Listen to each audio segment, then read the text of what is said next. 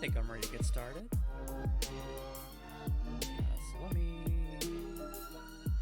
hit this transition and turn off the music. All right.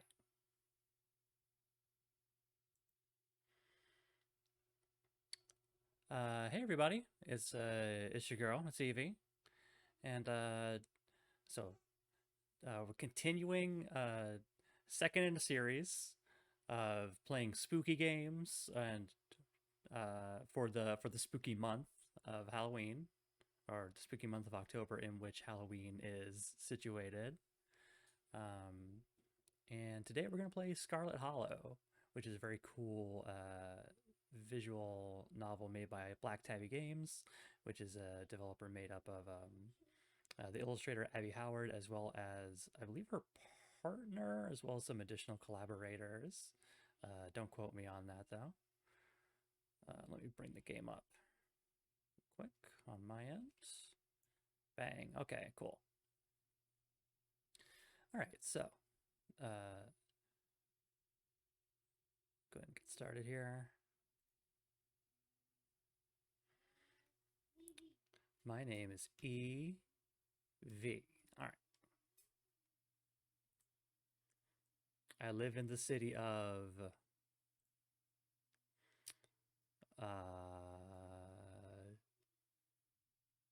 hmm.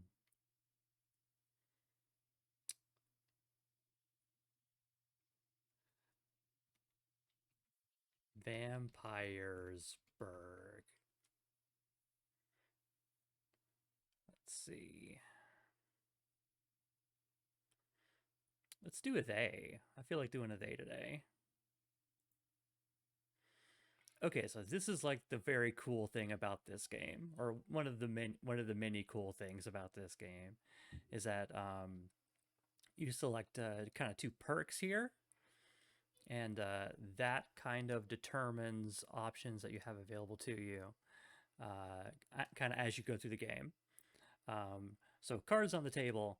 I've seen this game before, and I've seen it with mystical and talk to animals. So I kind of don't want to do either of those. They are very cool though. You get a lot of very interesting options and paths with these two perks. But for my playthrough, I think I'm gonna avoid them. I was thinking.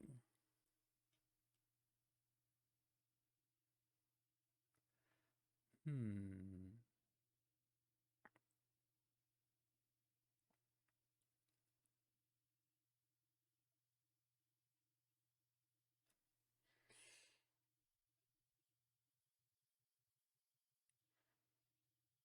I was thinking maybe we go with hot and keen. I was thinking maybe hot and powerful build, just like total Thembo mode. Uh, but I think maybe like actually, yeah, let's just go with that. I feel good about that. We're gonna be hot. We're gonna be strong. Sounds great. All right, I'm ready to read. Who's ready for story time with Aunt Evie? Okay. You jolt awake as the bus hits a particularly nasty bump. You feel like you'd only just managed to start drifting off, and now here you are, awake again and still exhausted. For a moment, you're hazy on the details of exactly where exactly here is, confusing this bus with many others that came before it. But as your mind continues to reassert its existence in the waking world, the past few days come back into focus. I'm gonna make sure my mic is on. Yeah, it's on. It's fine. Okay, cool. It's the game? Okay. The long lost cousin, the bad news, the 26 hours of bus rides with countless late night stops and seedy depots that felt unsafe even in the middle of the day. You wouldn't normally find yourself traveling like this, but your cousin bought the tickets. The funeral of Pearl Ann Scarlet, your cousin's mother and your aunt, seemed like something you shouldn't ignore, even considering your own late mother's rocky relationship with this side of the family. Fortunately, the end of your long journey is in sight. You're almost in Scarlet Hollow. So anyway, as I was saying, oh no, he's still here. He's been sitting next to you for the past 5 hours, talking at you without pause. You're not sure he even stopped when you started to doze off. At first, you thought he was just being friendly, but that was several hours of one sided conversation ago. I was up in Maryland looking for work, mostly messing around because I was a dumb teen. Me and my buddies were doing our usual prank stuff, you know, pushing joggers into the harbor, that sort of thing. Look at this motherfucker's face.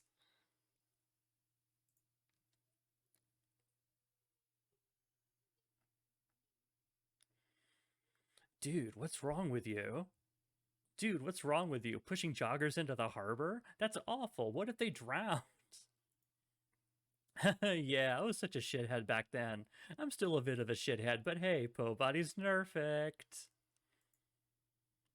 So this girl comes up to us, swinging her purse, yelling about how she was gonna call the cops or whatever. It was hilarious. I think this game isn't being captured. The audio for the game is being captured. 1 second. Yep, it's not being captured. Hold on.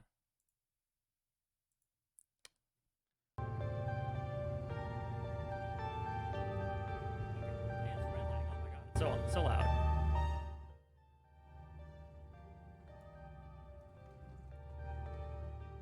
That's maybe more like it there.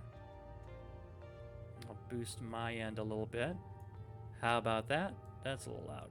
How about that? Okay. Bump that a little bit. Okay.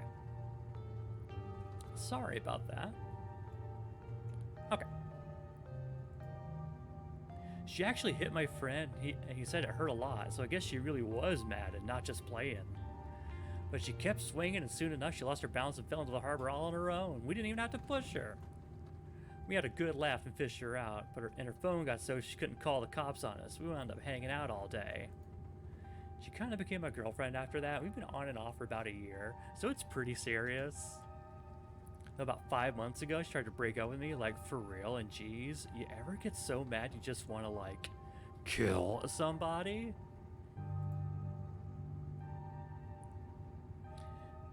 Did he say she tried to break up with him? You can't even begin to imagine what that might feel like. Nobody's ever broken up with you.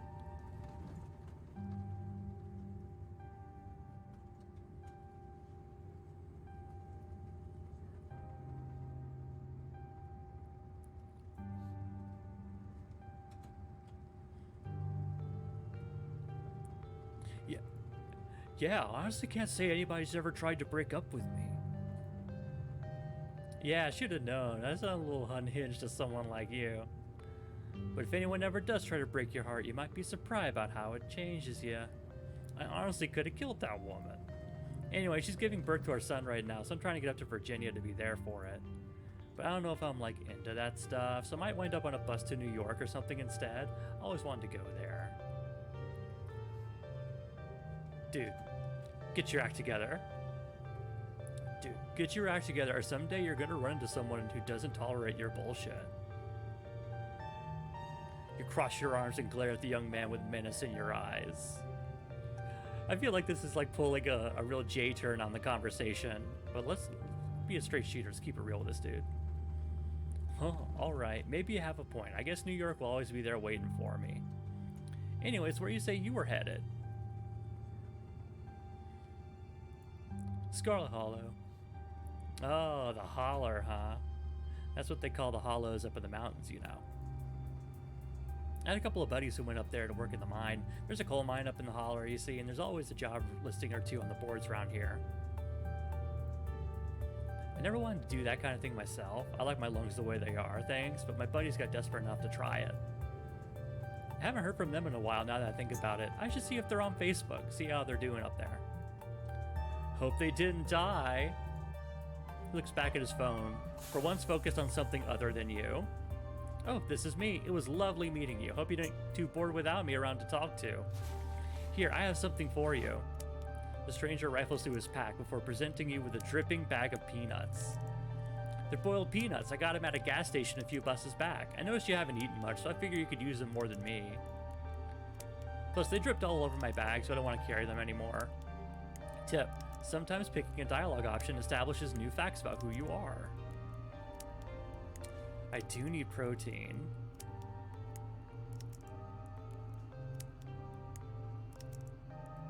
No, I'm not going to take these peanuts.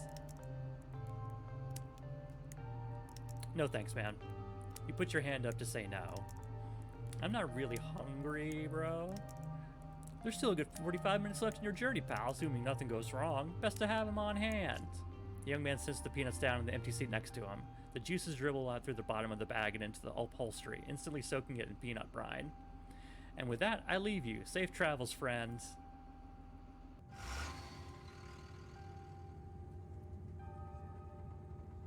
And just like that, you're alone. The stranger's peanuts soaking into the seat across from you. Maybe you can finally get some sleep. Next stop, Scarlet Hollow, end of the line. Almost there.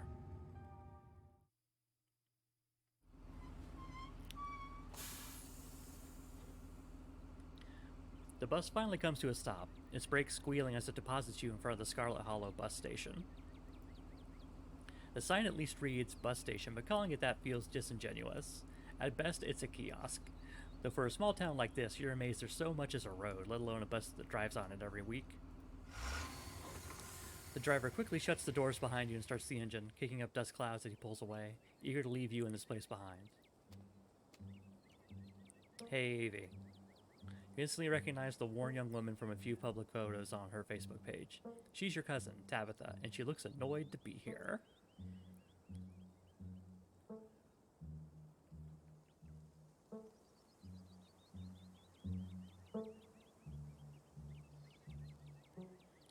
We're gonna make a good first impression. We haven't seen Tabitha in a while. It's best to get on her good side. You never met someone who is able to resist your ability to make a good first impression. You flash a soft smile and give her your condolences.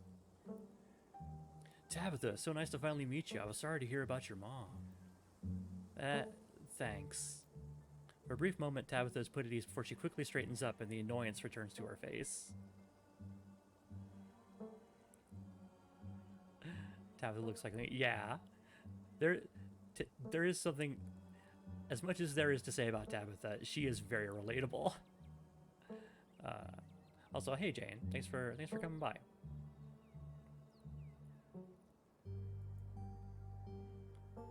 It might not have been much, but you can confidently notch up another victory courtesy of the winning Evie smile. Ding! Come on, let's go. I don't want to spend any more time down here than I have to. Your cousin turns and motions to an old BMW parked near the bus kiosk. You follow her, clambering into the dusty relic.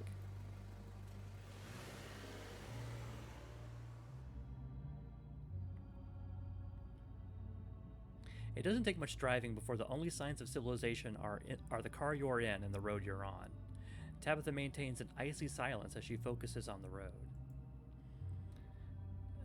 Dialogue options, label explore, can be taken without advancing the story. They can impact relationships and unlock additional story paths, so choose carefully.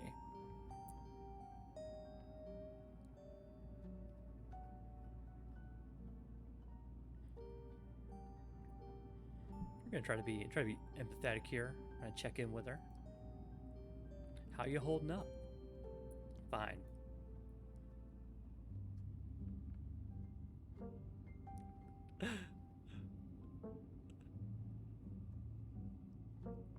Phew, good to hear. For a second I was worried I'd have to talk about feelings, and that stuff is hard. Well, that's not exactly what I meant to say, but... yeah, let's try to talk as literal as possible while you're here.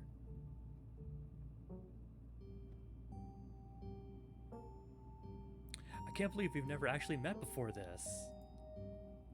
You have your mom to thank for that. Or had, I guess.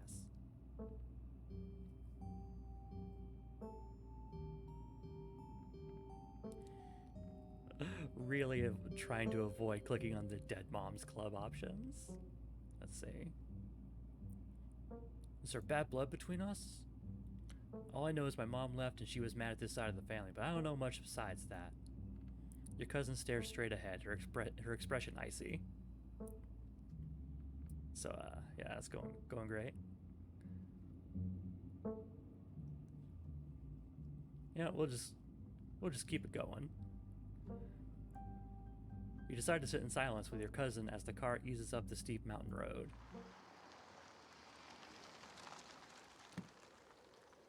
And here it is, the Scarlet Estate. Though it's seen better days, its crumbling elegance is not lost on you. Someone used to cramped apartments in gray cities. Your mother told you about this place many times before she passed, always with an anger burning beneath her words. The faded majesty you once imagined doesn't quite compare with what's in front of you, a jarring blend of opulence and ruin. As you stare at it perched on the crumbling cliffside, you can't help but feel like it's something that should have been left to rot a long, long time ago.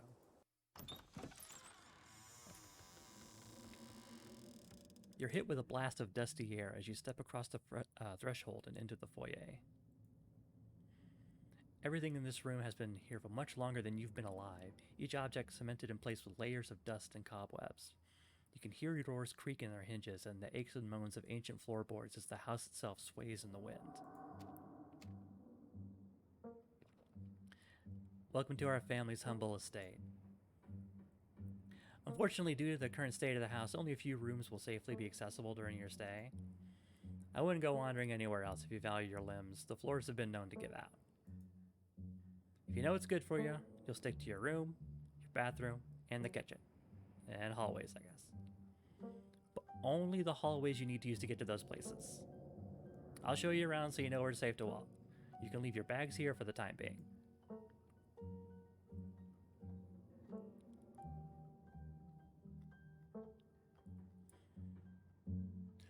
Oh man, this place is huge! I can't wait to unwind. Yes, the estate is quite large, but be careful about unwinding too much. You don't want to wander off somewhere you shouldn't. You might get some nasty splinters. Follow me. You put your bags down and follow Tabitha through a long, dusty hallway. She delicately steps over holes and tears in the floor, and you do your best to trace her steps. Catch it. On Wednesdays, a woman comes from town and does the cleaning. Her name is Janie. I wouldn't recommend socializing with her. She'll talk your ear off. If you need any food, there's fixings for peanut butter and jelly. Don't touch my mac and cheese or my ice cream. Those are off limits. And you can also access the garden through here. But it's pretty well. I wouldn't if I were you.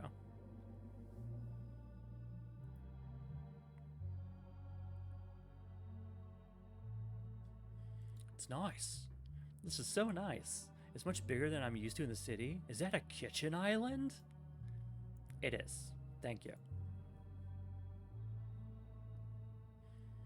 Awesome, I love PB&J. How do you know it's one of my favorites? It looks like your famous smile doesn't run in the family. I fucking love Tabitha's smile. It's so good. I did, but good for you. Is there somewhere in town to buy food? I don't want to eat something other than PB&J. Is there somewhere in town we can get groceries? Well, aren't you fancy? Yeah, there's a general store. There's also a diner. I usually order my food in bulk online though, so I won't be going with you.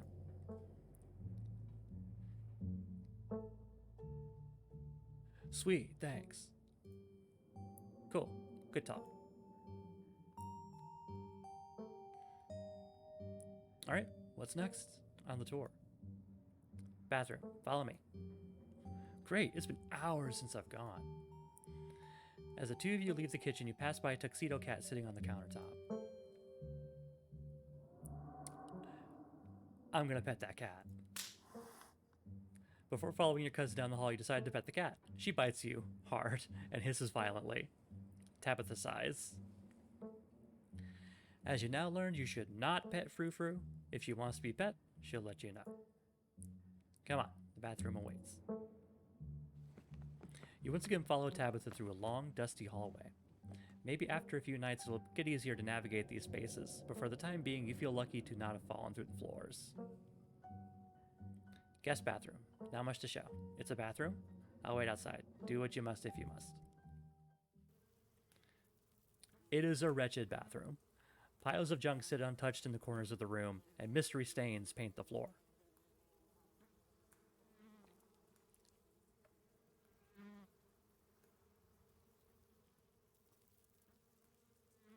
Who exactly uses this bathroom? Guests. Are you sure this toilet works? Yes. Why wouldn't it? The water bills get paid, therefore the toilet works. Now do your business so we can move on. I like the toothbrush in the wine glass up here. I'm gonna remain silent. It's impolite otherwise. You silently stare at the monumental task in front of you.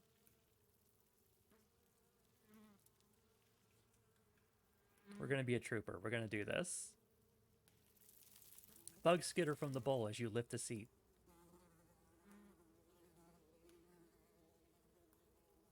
We're gonna see if this game has working toilets. A toilet is a toilet. Sure, it could be cleaner, but your business needs doing, and this is as good a place as any. You do what you must and rejoin your cousin out in the hall. Working toilets, good game. Next up, guest bedroom. Last stop on the tour. Follow me. You and Tabitha briefly return to the foyer before climbing the stairs and reaching the guest room. The room smells old. Dust, mildew, wood rot, it has it all. A week of sleeping in this place might give you permanent lung damage. This is where you'll be staying. The linens are fresh. I had Janie wash them last week. I had to endure half an hour rant about her kid to get her to do it, so you better be grateful. Hey, Raina. Thanks for coming by. Hope you're having a nice evening. The closet is full of family stuff, so you can't hang your clothes up, but you can use the dresser. It should be empty.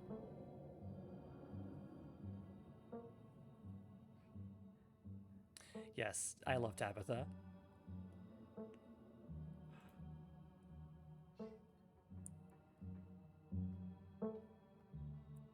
We're gonna offer to help around the house because we're a good house guest.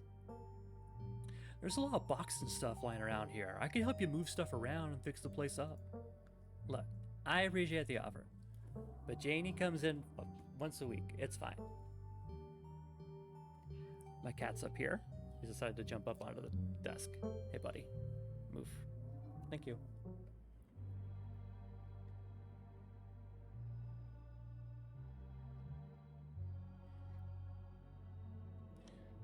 This is great. Way nicer than what I'm used to. Can't say I'm surprised. Each and every piece of furniture in this room is a genuine antique handed down through the family for generations. This is not an IKEA bedroom or whatever nonsense you're used to in the city. I guess we'll start to get settled. Follow me. I'll take you back to the foyer so you can collect your belongings.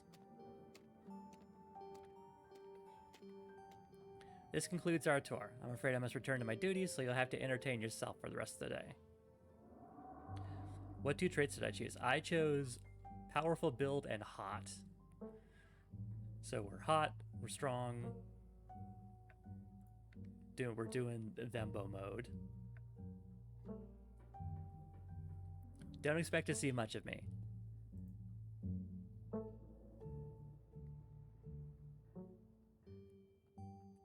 Yeah, we're gonna be hot. Hey, so is it cool if I bring someone over at some point this week? What are you talking about? You don't even know anybody who lives here.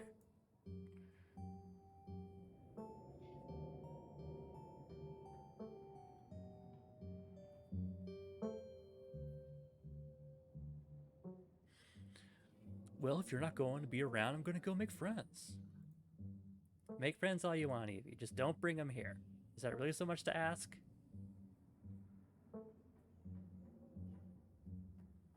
That's fair. It is her house. Where are you going? To work. Somebody has to pay the bills around here. What kind of work do you do? I run the coal mine, same as every Scarlet who came before me. Except for you and your mom. It requires a lot of time and concentration, so I'd appreciate it if you didn't keep me for long. I didn't know we owned a coal mine. We don't own the coal mine. I own the coal mine. Your side of the family forfeited any claim to it years ago.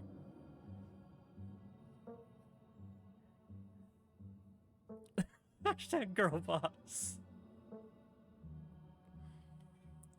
Hashtag girl boss.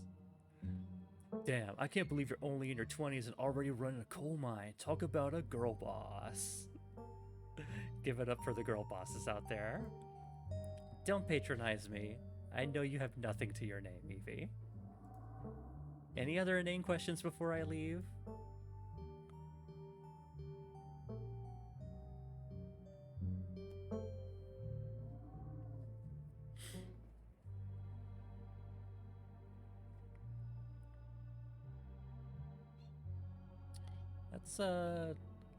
Let's check in one more time. Hey, are you sure you're doing okay? You seem kind of upset. I'm fine. I just need to get back to work. Okay. Alright, I won't keep you. We should hang out when you get back. We'll see. There's a lot that needs to get done this week. Your cousin leaves through the front door.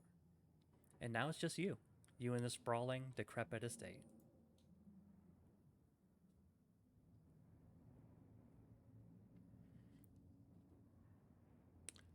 PB&J sounds great right now. I need to get some protein. You haven't had anything to eat all day. The only things louder than your stomach right now are the creaks and moans of this ancient place. A PB&J sounds exactly like what you need to take on the rest of the day. You head to the kitchen. You're back in the kitchen, ready to craft a beautiful peanut butter and jelly sandwich. It's a daunting task given the state of the place, but the aggressive growls of your stomach outweigh your fear of food poisoning. To get started, you probably need to find some peanut butter, some jelly, bread, a plate, and a knife.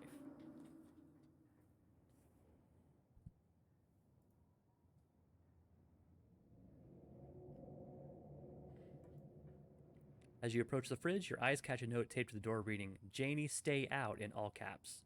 Below it, in separate handwriting, are the words, "Okie dokie."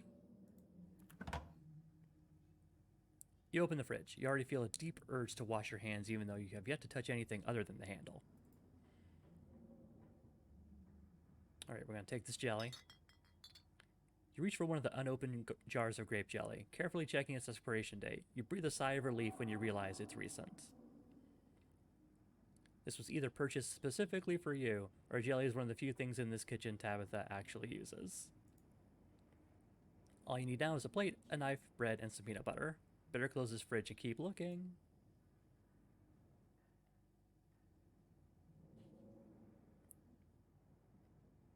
We're gonna check that old takeout.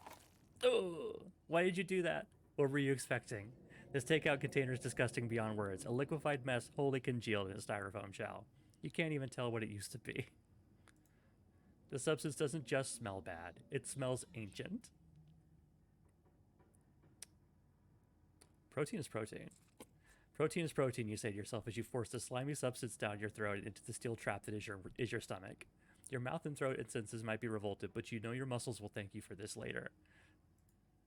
You've never been one to puke or get sick, and you don't see any reason why this slime would be any different. Crushed it.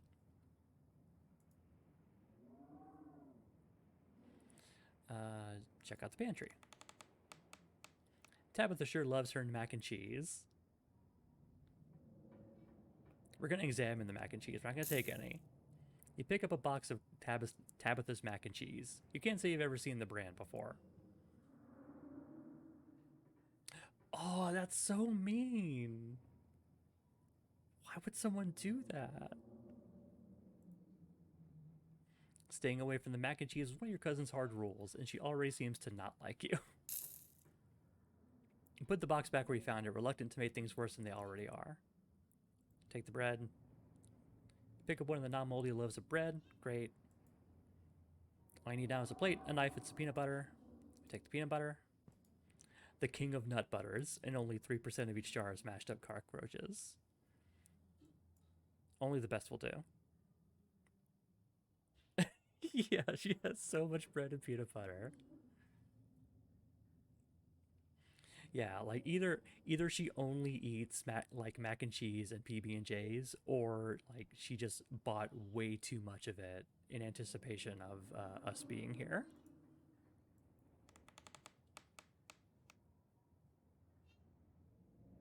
It's the first one. Yeah, yeah, totally.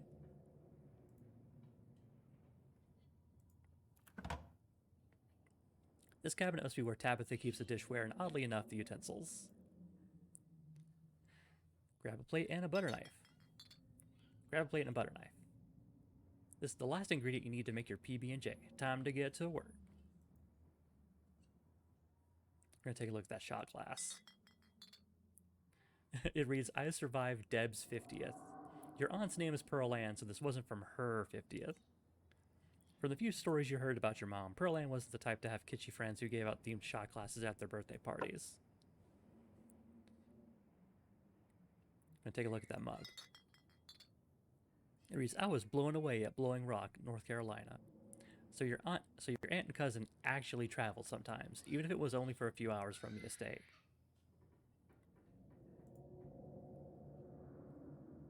Maybe you can route your return trip through Blowing Rock. It might be nice to see the local sights before heading home.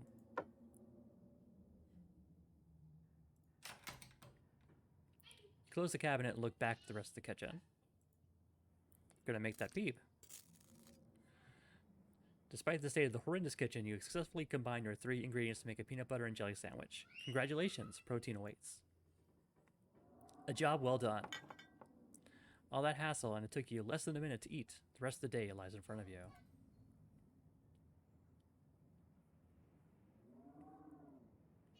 And check out the garden. This garden was reclaimed by the wilderness long ago. It might not be very safe, but who's to stop you from venturing deeper?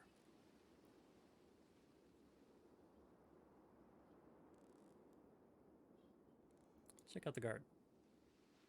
You wander further into the garden. It's quiet out here.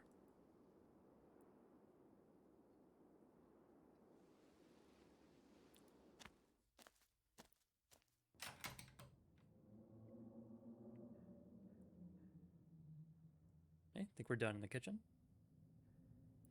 What do you want to do next? Well, we're gonna go find some trouble in the forbidden wings of the estate. With Tabitha gone, there's no one stopping you from going into the forbidden wings of the estate. You immediately try the nearest door, only to be impeded by locks and chains. Well, shucks. Let's go ahead and head into town.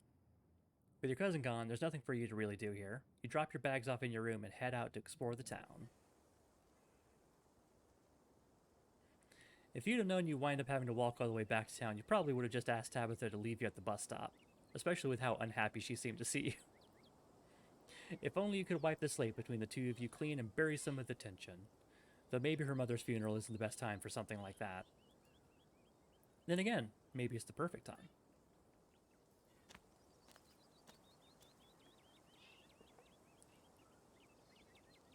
It's really pretty out here.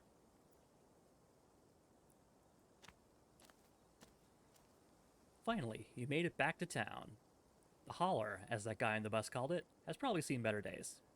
It still has the feeling of an idyllic country town, but its sidewalks are cracked and many of the storefronts are boarded up, their windows dusty with age. A chill breeze sweeps down the lane and you shudder, suddenly feeling as if you're peering into a grave. Gretchen, come back! Quit bothering strangers! Oh, I haven't seen you around here before. The young woman is noticeably flustered by your appearance. It's a phenomenon that you, as a hot, are all too familiar with. Sorry about Gretchen. She can be very slippery when she wants to be. Hope she didn't scare you.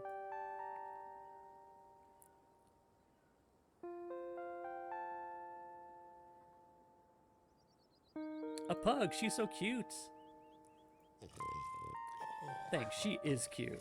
Sure, most of her teeth have fallen out and she's got a couple of weird growths, but for a 17-year-old pug, that's pretty good. I love the gross dog noises.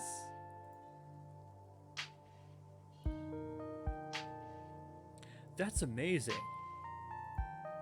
It sure is. I'm hoping she beats the current record holder and makes it to 19. Or better yet, 20. The more time we get together, the better. Isn't that right, Gretch? How about I introduce myself so you won't be so nervous? I'm Stella. It's not often I see a strange face up in the holler. Every now and then there's a new crop of coal folks, but you don't look dusty enough for that. You aren't in town for the funeral, are you? The Scarlet funeral? Yeah, I'll introduce myself. Hey, I'm Evie. You must be Tabby's cousin, right? That's the only person I could think of who would come to town for the funeral. How's she holding up? To be honest, I've been a little worried about her, all alone in that big house.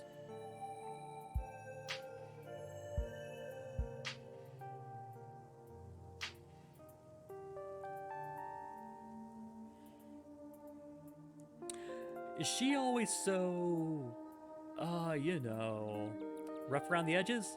Yep, that's Tabby for you. I wouldn't take it too personally. I'm not sure what it says about her state of mind that she's still her same old grumpy self. It'll probably be good for her now that you're staying here, even though she'd probably never admit it.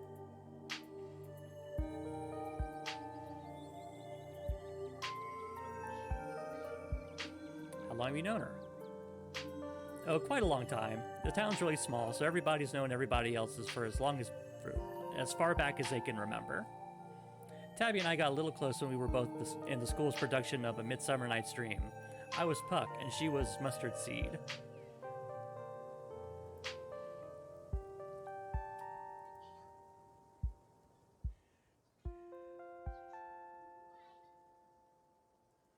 Oh, hold on. There we go. Okay. As you might have expected, she was more than a little prickly, but I managed to soften her up a bit in the end.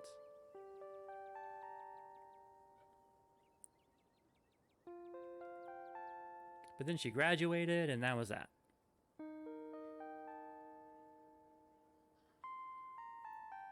Oh, if you just got to town, you must be starving. I was just on my way to the diner for a coffee, and they've got amazing biscuits. My treat. Not gonna say no to biscuits.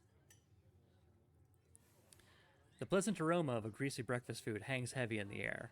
In contrast with the empty, lifeless atmosphere of the family estate, the diner is filled with the comforting din of human life. All of which grinds to a sudden halt as the patrons realize that a stranger has entered the establishment.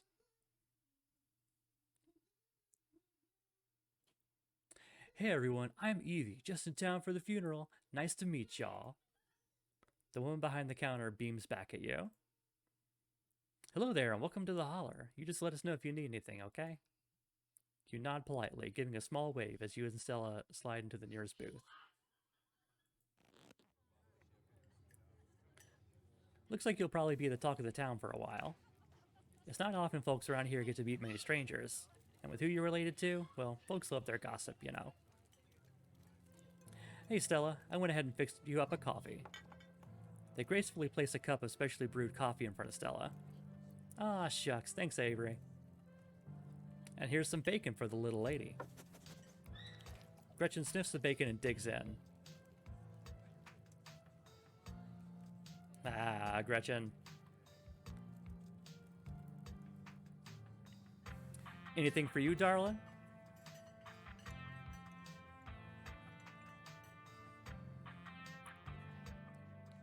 It's like, I'll have a biscuit and a coffee. Could I have a biscuit and a coffee, please? I heard they were really good. Best in the county. Avery pours a fragrant brew in the empty mug in front of you. They linger after pouring your coffee, turning to you nervously.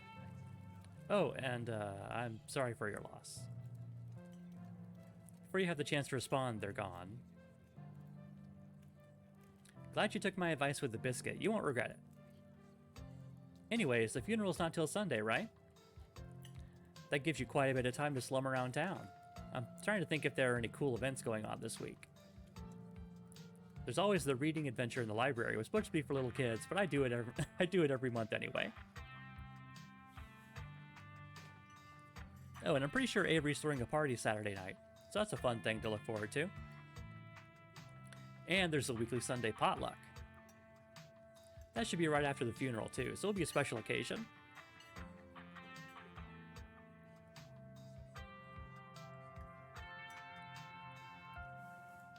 Does the pot look like a church thing? Would it be weird for me to come if I'm not a member?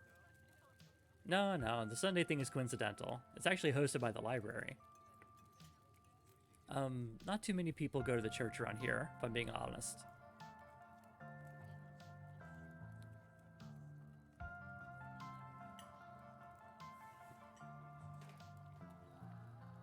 It does beg the question, doesn't it? A non-religious community in the rural South? That's gotta be unusual. I know. We must seem we must seem like such heathens. There are plenty of God-fearing folks in town. They just aren't the biggest fans of the local church. Well, the building's okay, but the pastor's another story. There's just something a little off about the guy. You'll get what I mean if you ever meet him. And unfortunately, you probably will. Anyway, those are all the big events I can think of. As for the day-to-day, any idea of how you want to kill time for the rest of the week?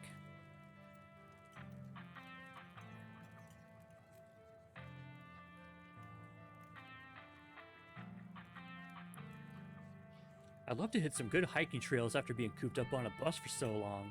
These legs gotta move. Oh? My job actually has me running around the woods pretty often, if you ever need a guide. Before Stella can finish, Avery returns, biscuit in tow. Here's your biscuit. Winnie says it's on the house. She sends her condolences. Thanks, Avery. It looks great. You pick up the biscuit. It's delicate and fluffy. It nearly crumbles at your touch. Buttery warmth emanates from its surface. You take a bite. It melts in your mouth as if it was nothing but butter suspended in a thin matrix of dough. Truly, this is a perfect biscuit.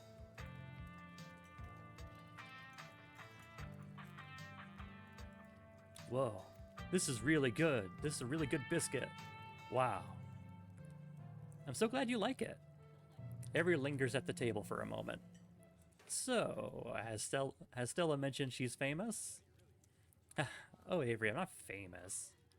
Look, if you're not going to go around tooting your own horn, you know I'm going to do it for you.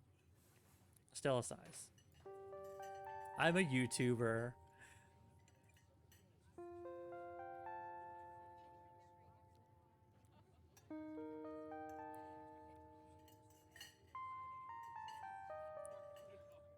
Wow, that's rad. I've never met a YouTuber before.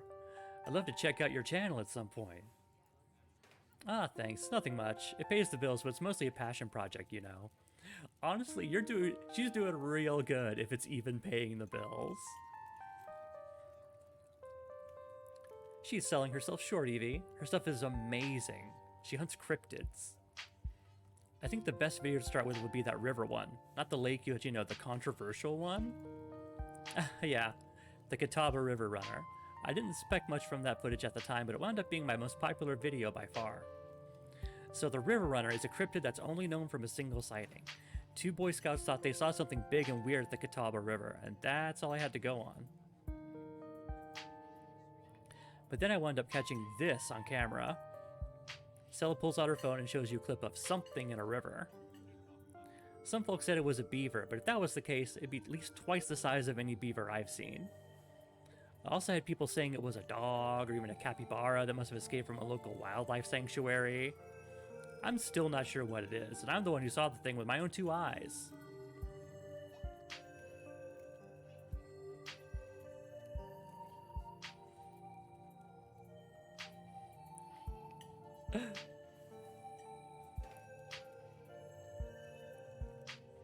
I bet I could wrestle that thing. Whatever it is, I bet I could take it. Damn, you think so? Some of the folks in the comments thought it was a mountain lion.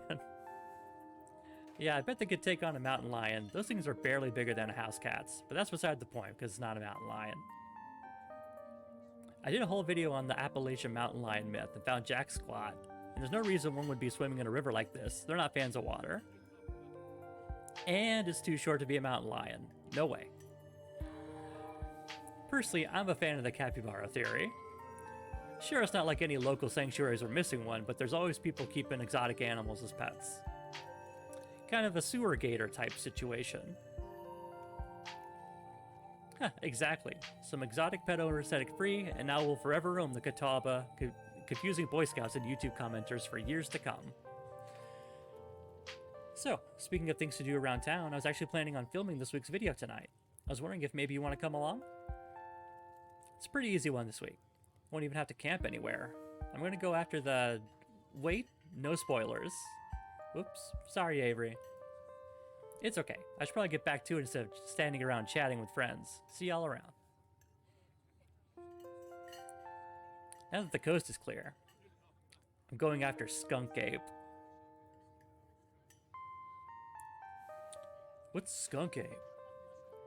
It's like Bigfoot, but smellier.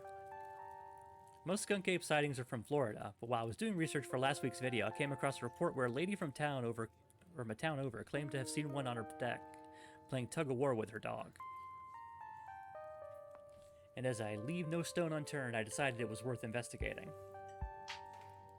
So what do you say? Want to tag along?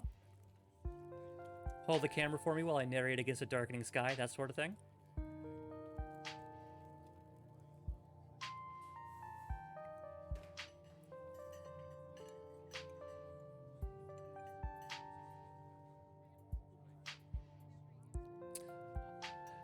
I don't want to be that forward yet, I think. Or, you know, yeah, I don't want to be that forward. I just continue being like a musclehead.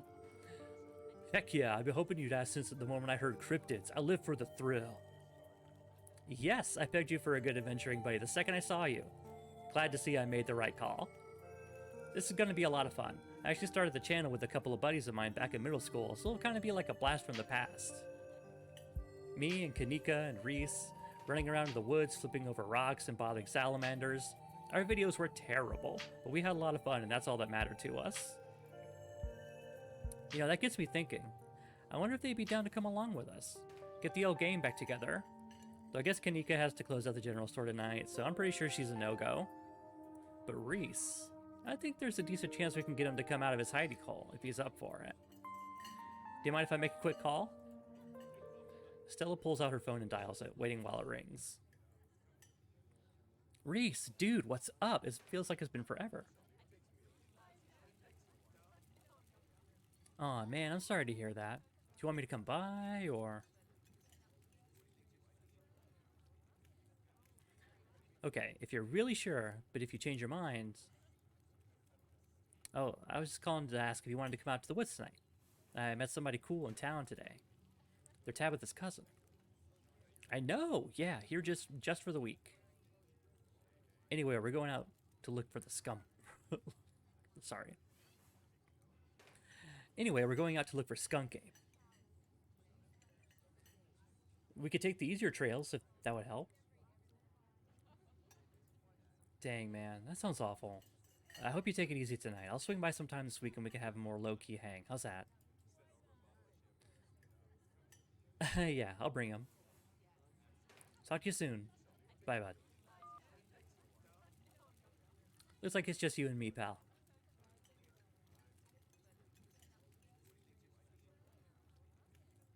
Is he okay? He's not feeling well, that's all. He's had a lot going on in the past, gosh, 10 years or so?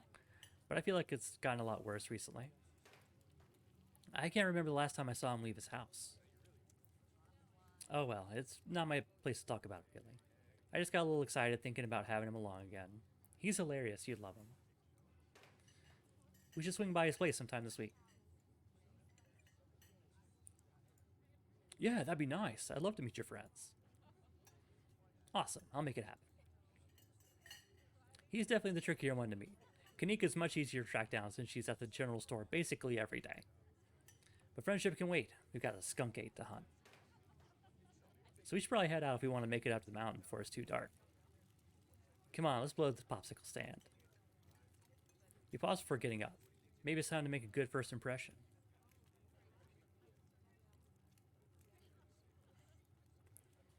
We leave a generous tip. You reach to your pocket and pull out a crumpled $5 bill. You know it's a bit more than one would expect to get from a sort of short dining experience, but you might as well share the wealth while you got it. You smooth out the bill before placing it on the table, inconspicuously.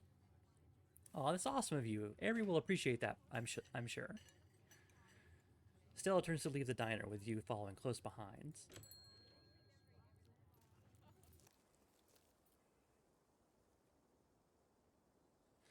It hadn't been very cold when you first arrived in town, but as the sun dips closer and closer to the horizon, a chill descends upon the hollow. You see your situation with renewed clarity. You're in a new place, far from civilization and the people you know, following someone you just met into a dark forest in search of monsters. You feel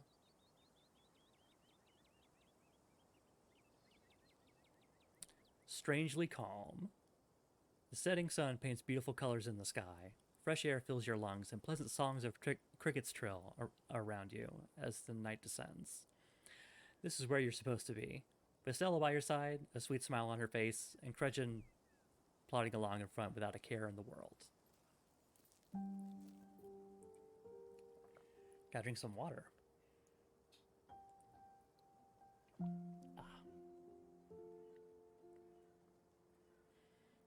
Gotta love this brisk fall weather. This past summer was the hottest on record, since last year at least. You know how it is these days. Each summer is the hottest yet until the next summer, which always finds a way to be much worse. It's just nice to feel chill in the air and see the leaves change, like normalcy is restored, if only for a moment. Sorry that was a bit of a bummer. We should talk about something more fun, like skunk apes.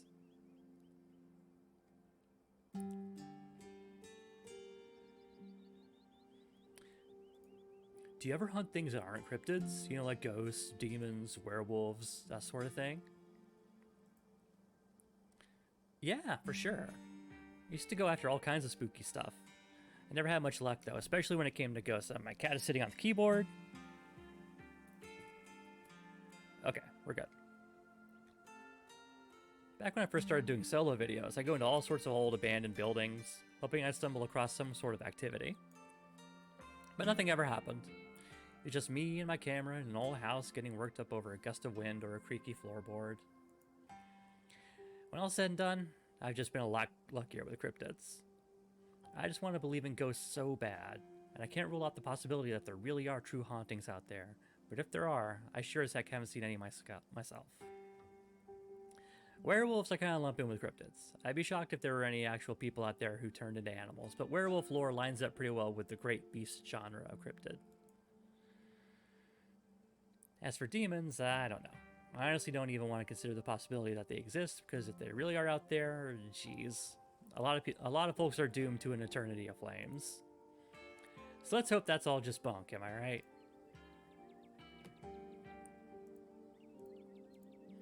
So what do you think about aliens?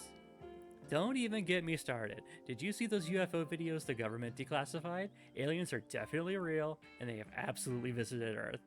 Like, I believe in aliens way more than I believe in cryptids.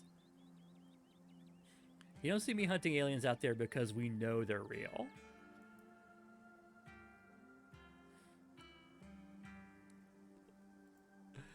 If aliens were real, I think they would have visited me by now. Flex. They'd be looking for the perfect human specimen, and not to toot my own horn, but I've been called that 3 or 4 times before. Other people's words, not mine. Well, they aren't wrong. Maybe aliens have a different idea on what the perfect specimen looks like, though.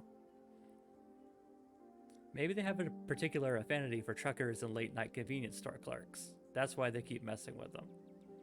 I love her Mothman t-shirt.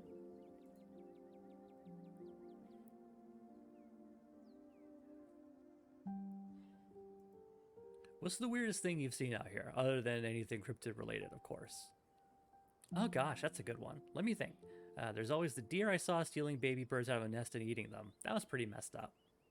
But I think most people know about that these days. I've seen a ton of videos of other deer doing so I'm not sure if it counts as weird anymore. Oh, Tetanus Lake. That was definitely the weirdest. It was a 5-foot deep, 30-foot wide pile of old cans and bottles and assorted garbage, with grass and trees growing on it so you could barely tell it was there until you stepped on it. Oh my god. It's practically solid ground with how much it had been compressed, but you could still fall through it if you weren't careful, hence the name. Better be up on your shots if you want to mess around in there. There's all stuff from the 50s too, which was super neat. I salvaged a few bottles that I keep on my dresser as a little souvenir.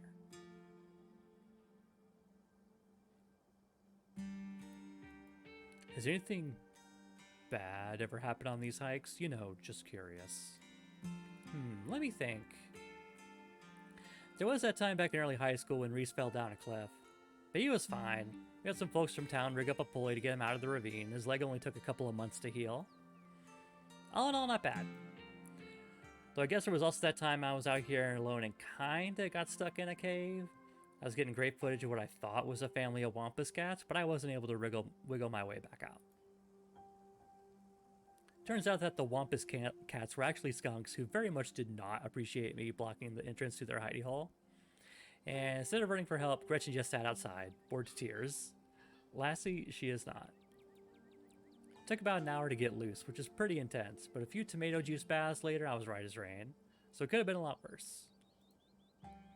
Oh, and there was the time I accidentally stumbled onto old Duke's property and nearly got my head shot off. That happens to everybody sooner or later. I'd barely count it.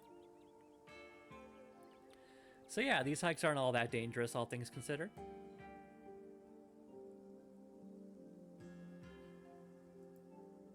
Let's move on. Did you hear that?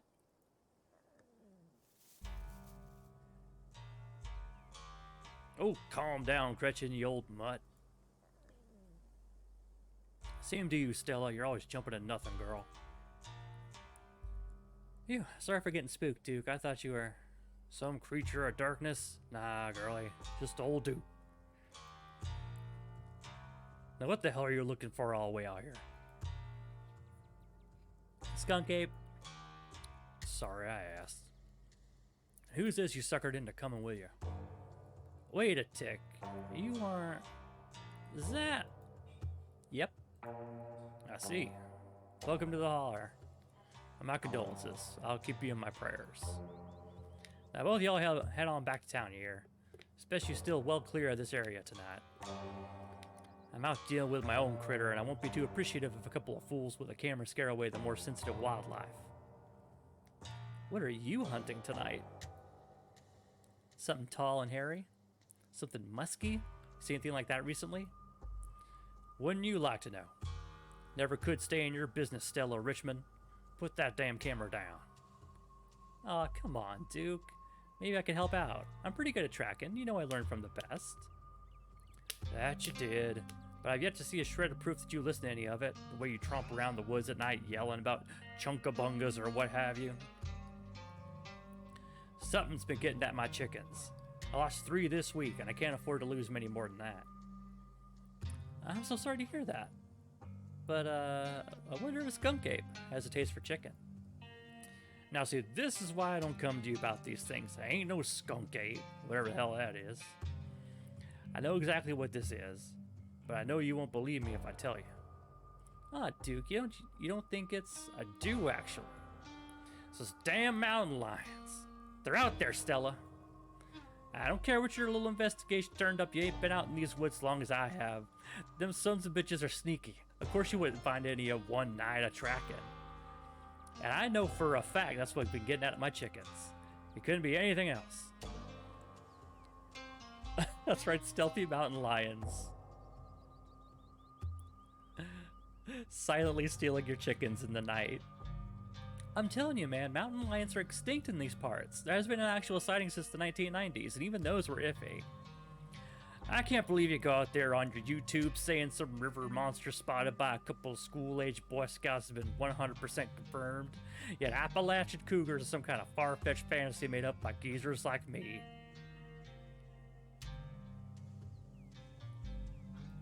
I think I've seen a mountain lion in the zoo before. I haven't seen one in the wild. They honestly could be pretty stealthy, I think. It would not be ridiculous to think that a mountain lion was stealing this guy's chickens, except for the fact that they apparently did not exist in that area.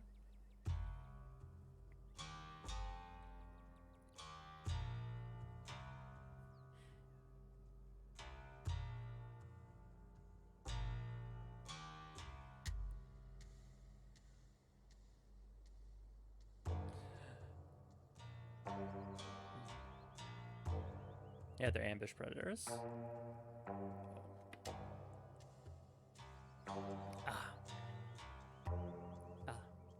You made me look like a fool. I read those comments people were posting on your video. They were calling me all kinds of names just for seeing things with my own eyes that I know to be true. I'm sorry, Duke. I didn't mean to sick anybody on you. I just don't think it's possible. She sicked her followers on Duke. Oh my goodness. Stella. You'll eat those words when I come carrying a mountain lion corpse out of these woods at dawn. And if you don't want a face full of buckshot, I suggest you run home and stay out of the woods tonight.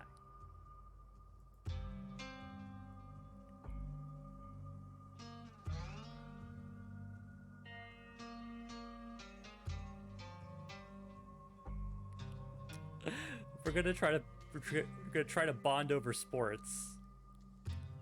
So you're a Duke man. I met some pretty passionate sports fans, but I never met someone named after a team. Yeah, well, I was born into the name. Why? You a fan?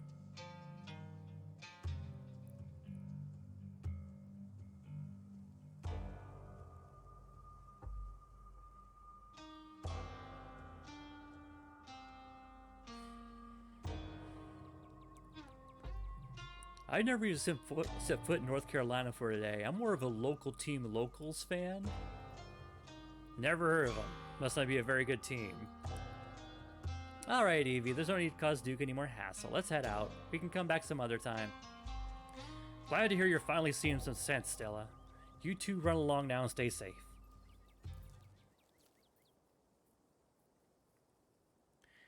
As you and Stella return to the trail, she carefully looks back on the way you came. Okay, the coast is clear. There's no way we're letting Duke edge us out that easy. Come on, I know a trail that'll get us around him.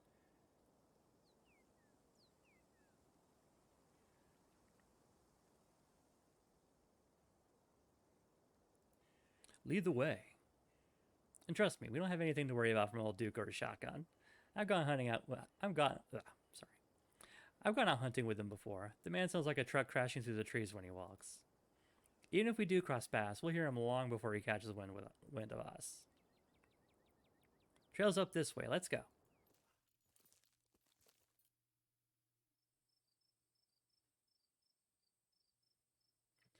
Alright, this looks like a good shot. Mind holding the camera? She hands you the camera and takes position.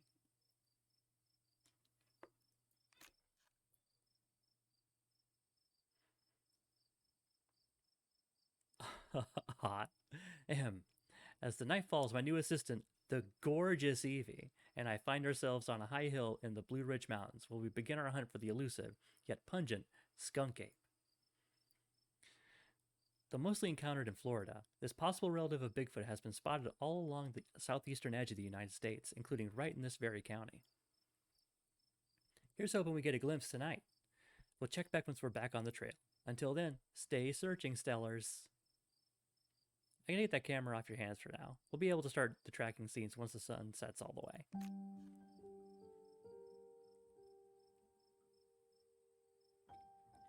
In the meantime, we get to take in all this beautiful scenery. It's gorgeous out here, don't you think?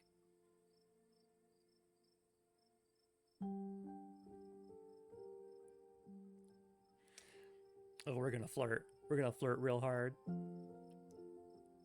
The view isn't the only gorgeous thing out here. I was thinking the same thing.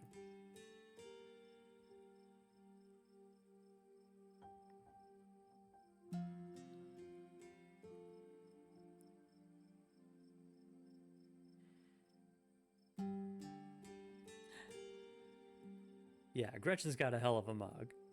She sure does. Your quiet moment with Stella is broken by a loud, percussive snort.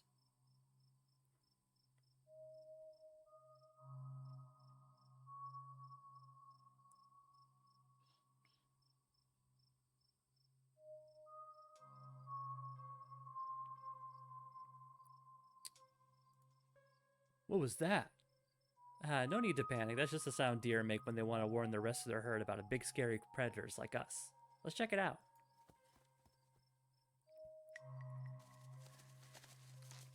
As you and Stella hear the footfalls of animals retreating into the woods, she reaches for her flashlight. Oh. That deer's fucked up. A single deer remains behind, staring down the beam of light while Gretchen whines and pulls at her harness. and then it's gone. Jeez, Gretchen, calm down. You're gonna hurt yourself. She cannot handle deer. When she gets like this, I usually have to pick her up and hold her. She has a bad habit of slipping her harness when she wants to go after something. You're too much of a potato, and they don't make harnesses to fit potatoes, do they?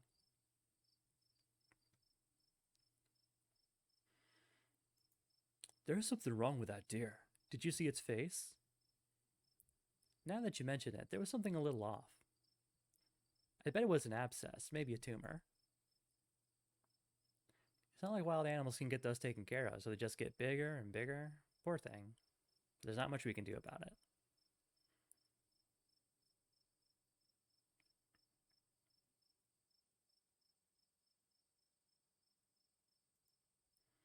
That got my heart rate up. I'm so ready for the hunt. Same for me. How about we take a quick snack break to fuel up and then we get right back into the night's activities? I got all the best trail snacks. As you settle down to rest, Stella breaks open a bag of assorted snacks. We're gonna take one of everything. We gotta carb up. You grab as much as you can. Your body is a temple, and its priest demands offerings. Somebody's hungry, huh? I'm glad you're having such a good time with my food. You look at Stella in response, your mouth full of delicious snacks. There will be time for a conversation when you're finished, but for now, you eat.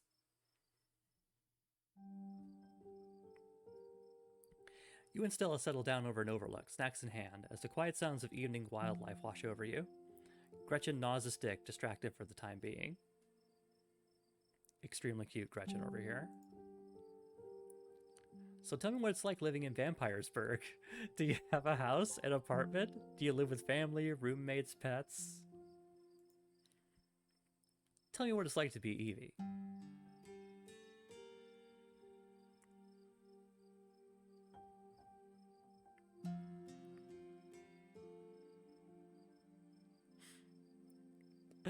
I like this one the most. I live in a 12 by 12 shed in someone's yard. It was advertised as one of those tiny homes you see on HGTV. I'm not sure I would call it a home, but it is tiny.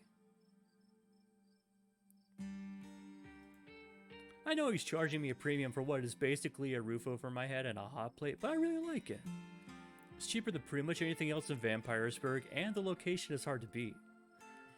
I mean, sure, sometimes the landlord treats the place like a shed and comes in and out for his gardening tools, but other than that, I don't have to deal with the fuss of having roommates. And you learn to live with stuff when you're on a budget. Half my living space is being taken up by garden tools. Isn't so bad compared to some of the other horror stories I've heard. I guess that's a good way to put a positive spin on things. I feel like I'd go nuts living in a place like that, though. So what do you do for a living?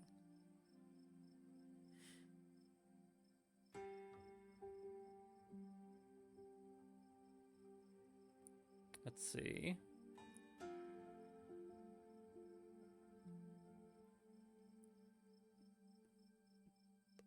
Oh, I'm actually a streamer? Oh, no way, a fellow content creator. That's awesome. I knew we had a lot in common, Evie. What sort of streams do you do?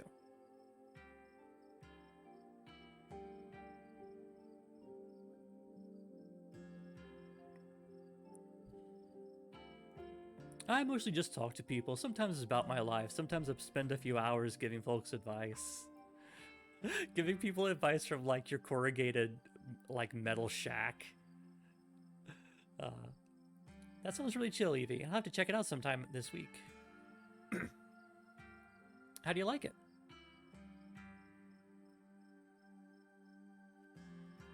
It used to be fun, relaxing, but now it's a job. It's gotten way more stressful. I'm kind of struggling to keep a positive attitude, honestly. Believe me, I can relate. I still love what I do and went traded for the world, but there's definitely a shift that happened once it stopped being for fun and started to be something I had to do. I don't know if you're looking for advice, but something that's helped me is going all in on treating it like a job. Setting real work hours and taking at least one day off a week, that sort of thing. You'd think it hurts your productivity, but for me, it just meant a day a week I wasn't spending stressing myself out.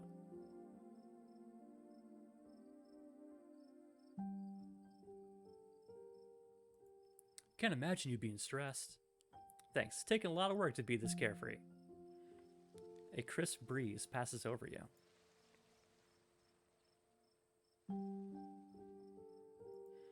What about you? What's your living situation?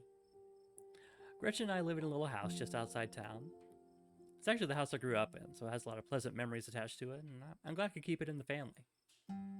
My great-great-grandfather built that house, and he must have done a great job because it's just as sturdy as it's ever been.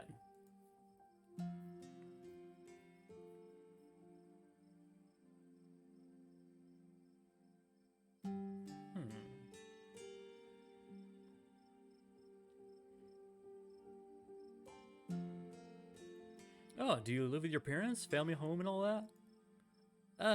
No, it's just me. They aren't with us anymore.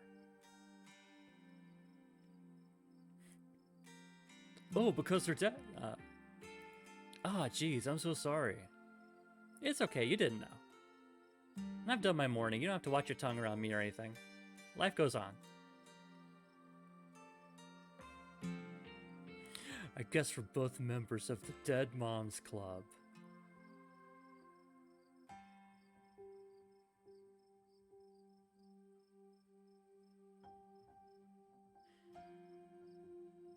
They're just gonna remain silent.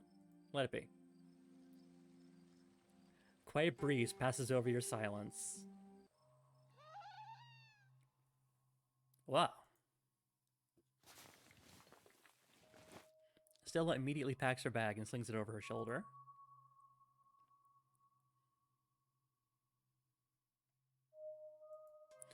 Oh man, it's a skunk ape. It's gotta be, right? Could be, could be. Whatever made that sound, I never heard anything like it. And it's close. Here, hold Gretchen's leash for me and let's check this out.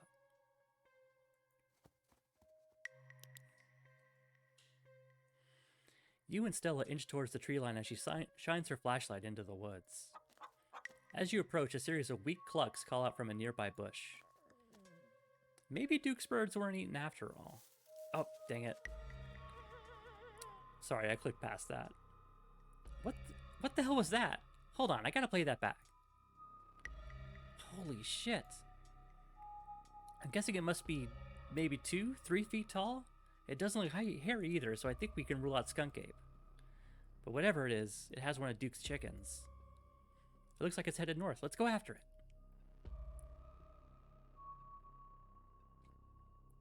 Right behind you. You follow Stella as she sprints into the unknown, Gretchen excitedly pulling you along by her leash.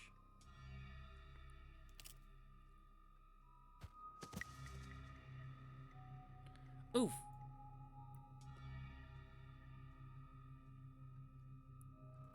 Are you okay?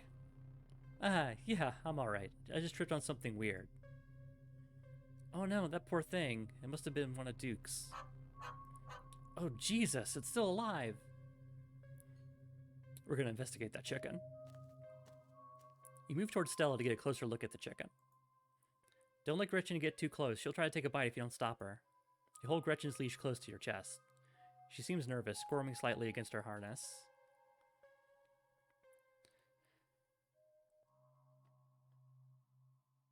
And take a quick look at the head. His poor little chicken eyes look up at you, glazed over, but still rolling around in their sockets with unfortunate life. Let's look at the growth. Good God. At first you thought it might have been a tumor, but this is something else. The skin is stretched taut, the growth pulsing beneath.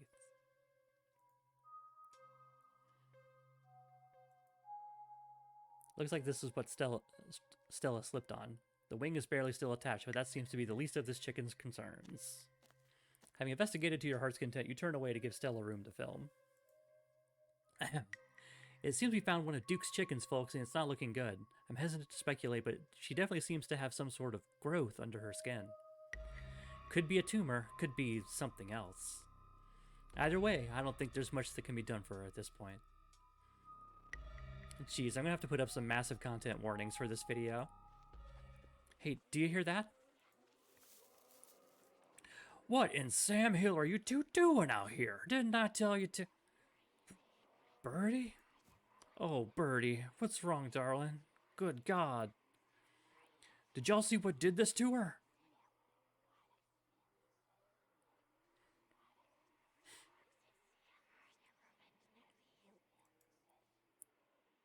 We didn't see whatever did this to your bird, but I think we can hear them right now. Don't tell me you're all caught up in Stella's nonsense. Duke, I'm so sorry. We were on the trail when we found her like this. Put that camera away for God's sake, girl. I don't want to be in another one of your videos. No one needs to see me like this. No one needs to see Birdie like this. You wouldn't put her online, would you? Not when she's like this, all swollen and hurting. Duke, did you hear what Evie said? I think they're coming closer. Come out, you sons of bitches! Duke, don't shoot them. We have no idea what'll happen. You hear that, Stella? That ain't the sound of something peace-like. Whatever these things are, they'll pay for what they did to my girls. Come on, you whatever your name is, grab that flashlight and help me line up a good shot. As the creatures in the tree line grow louder and more numerous, Gretchen violently strains against her harness. Quick, they're closing in on us. We're gonna tuck Gretchen under our arm and dive for the flashlight. You heroically dive forward, tucking Gretchen under one arm and grabbing the flashlight with the other. Flashlight. This is your moment. Every pull-up you've done, every hill sprint you've ran, every meal you've eaten, all of them have led to this. I said aim the damn thing, quick! Perfect. Just grazed it, but that should make it pretty easy to track, eh, Stella?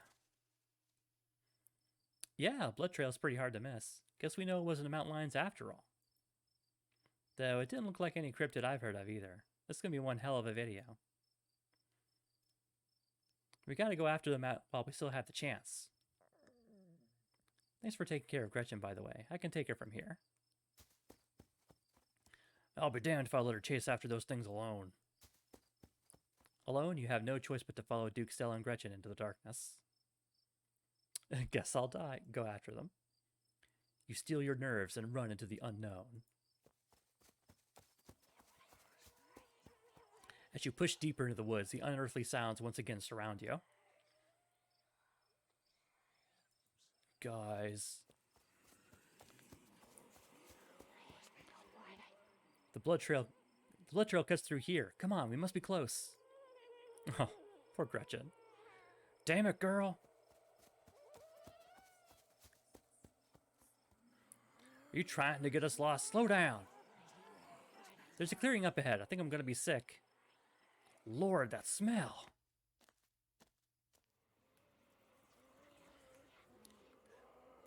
The shrieks pull back into steady whispers as you, Stella, and Duke stumble upon the putrid bodies of dozens of dead and dying animals. A sinking realization pulls at your gut. This is their nest, and you're surrounded.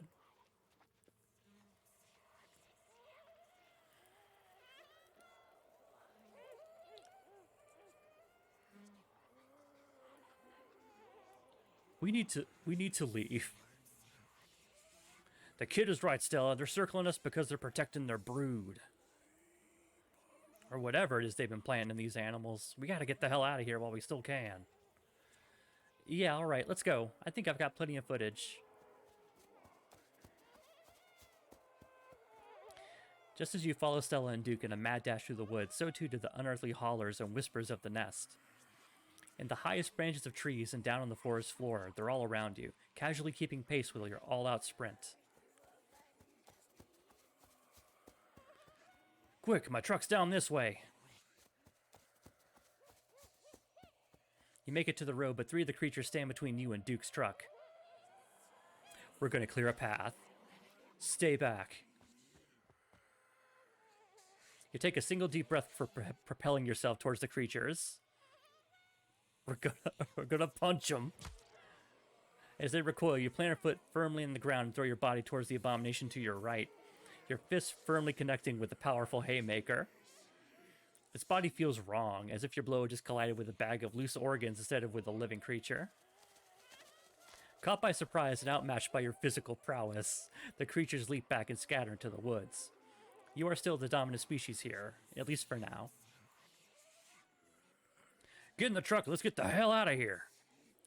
Duke, do we have to take the truck back? I can just walk. Those creatures left, I'll be fine.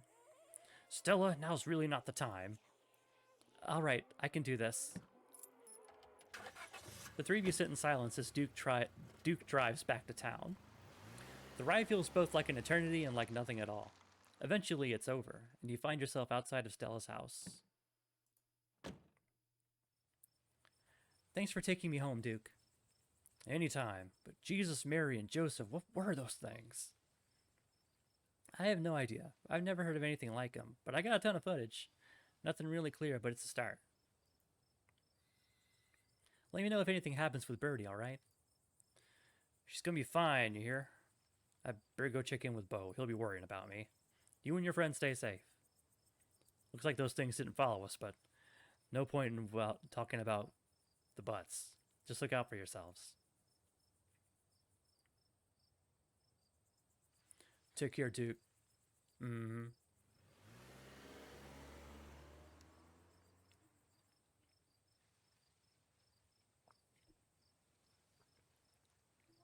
And here you are. Back in town, away from the woods, with no one but Stella in sight. Your phone buzzes in your pocket. Now that you're back in town, you must finally be getting reception again. 6 missed calls from Tabitha. And 13 text messages.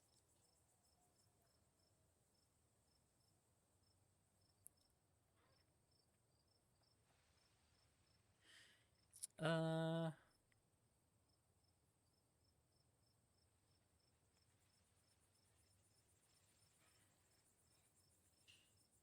gonna text her that we're okay. You text Tabitha back and let her know you're okay. Your message sits unread. All right.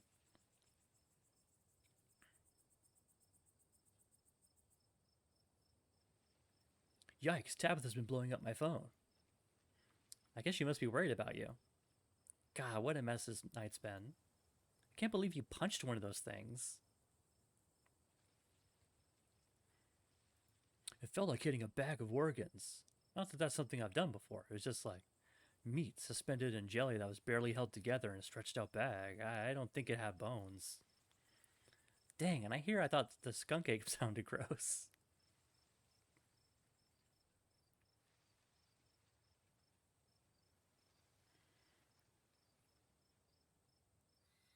I hope you don't mind me asking, but why did you ask Duke if you could walk back? That's a fair question. I've just had some experiences with cars. I don't know how to drive them. I don't like getting into them unless it's literally a question of life or death. Which I guess tonight was. Sorry if I weirded you out. What do you make of everything we saw? I don't know. I haven't seen or read anything like this. Though maybe. We gotta find out more about those things. The library isn't open for a while, so any real research will have to wait until the morning. That being said, there is someone in town who might have some useful information. My friend's mom. Her place isn't far. We should head over now before it gets any later.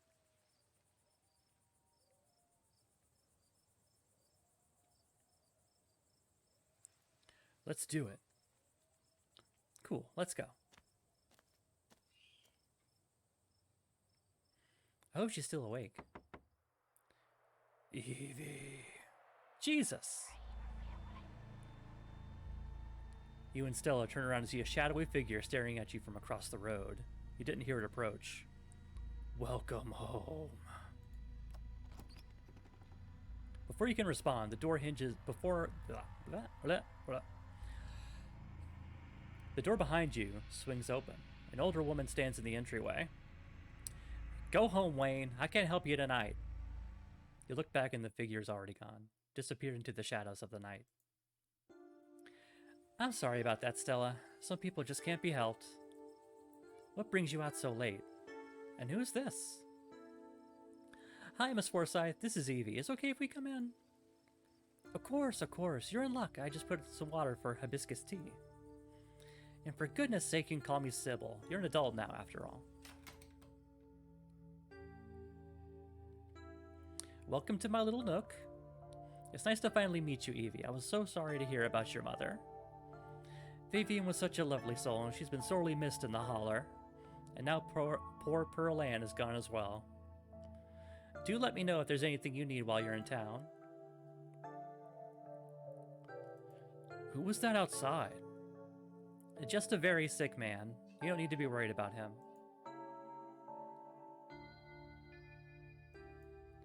You knew my mom? Of course, dear. She was a good friend of mine for many years. She was such a lovely woman. You should come by sometime. I can delight you with unsavory tales of her youth. How did you know that she died? Oh, Pearl Ann was a chatty woman. Not much went on that I couldn't get an earful of, bless her heart. Oh, I'd never met Pearl Ann. You don't have to pass on your condolences to me. Oh, that's a little intense. That's not necessarily what I meant. That's fair, Chow. It seemed like the right thing to do. We need your help. Ah, yes, I suppose pleasantries can wait for another time. What's got you here so late? You seem troubled. You know about weird stuff, right? Unexplainable stuff? I'm not so sure I follow, dear. I know which oils to use for which aches. I know a bit about classical spiritualism. Just what sort of unexplainable things are you talking about? We ran into some creatures out in the woods. These things. I don't even know how to describe them. I can't say I know much about local wildlife. My daughter has always had a brighter gift for nature than I. This wasn't the local wildlife, Mrs. Forsyth. Here, I can show you. Stella pulls out her camera and tilts the screen towards Sybil. Ah, one of your little videos.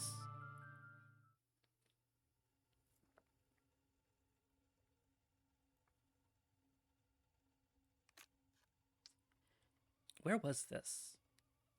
Up the mountain to the northwest. Within the town limits? Yes. I see. Is there a way to make the video bigger and louder if you can? I need to plug the memory card into a computer. I could go back and get mine. No need. Kanika should still be awake. She can lend us hers. You'd better come with, Stella. I'm sure she'll be more than willing to help a friend than her nosy mother.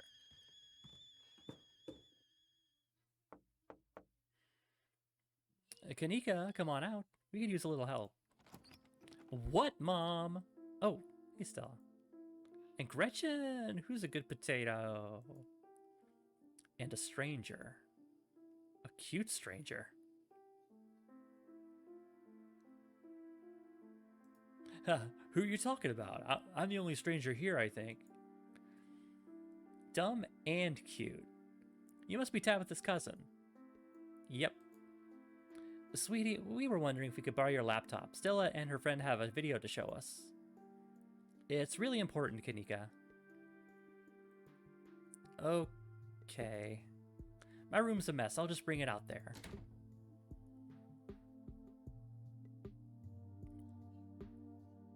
Heads up, Kanika. This is graphic. There's a lot of dead and sick animals on the recording. You know I have a harder stomach than any of our friends. I'm pressing play. Silence washes over the room as the video plays. Stella, what the hell is this?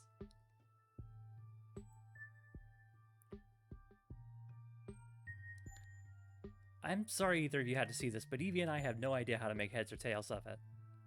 Stella, are you okay? Did you get hurt? I'm fine, really. I'm okay. Not gonna jump in. Unfortunately, if these creatures are what I think they are, the two of you are embroiled in something quite sinister. My grandmother called them ditchlings, and they are a terrible omen, a sign of great suffering and destruction to come. Mom, come on. Whatever's doing this is serious. Stop scaring Stella and Evie with this taily-po crap.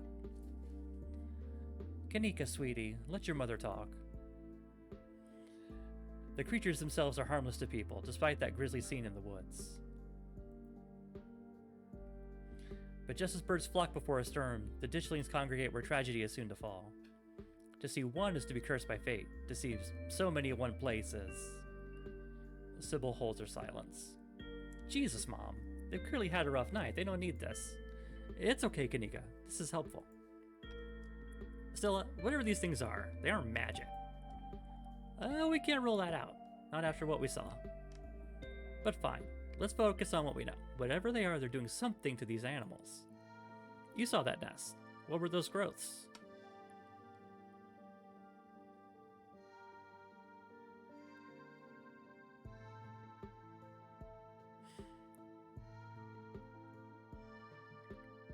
did punch one in the face. I punched one of them in the face. It was super gross and squishy, like it didn't have bones. You punched one of them? Also, wait, that doesn't make any sense. How can they move like that without bones? Evie's not lying. I saw them punch one with my own eyes, and that's a good question, Neeks. How can they move like that without bones? Clearly something supernatural is afoot. It's much more likely that they're just misremembering things. That being said, that sounds kind of grub-like. I wonder if those growths are like some sort of parasitic larval stage. But I don't want to jump to any conclusions about something this out there. Not without doing some research or talking to a biologist. I'm sure there's a rational explanation that'll clear all this up. Oh dear, I've forgotten entirely about the tea I'd put on. Let me fix you up a couple of cups. It'll help soothe your nerves. I don't know. It's getting late and I should let Evie get some rest. I ran them ragged today with all the hiking and running through the woods in terror.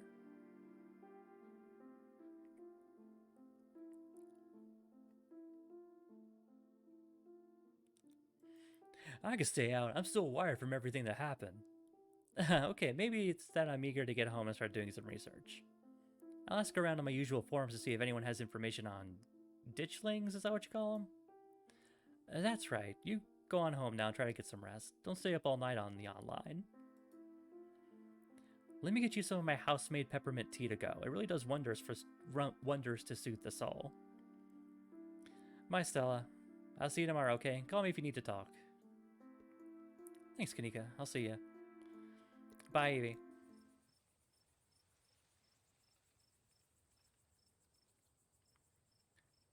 It's excellent iced or warm.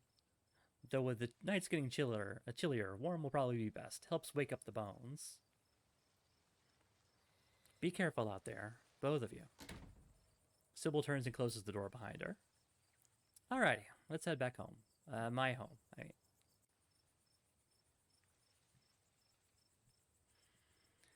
And here we are. You're welcome to stay the night if you want.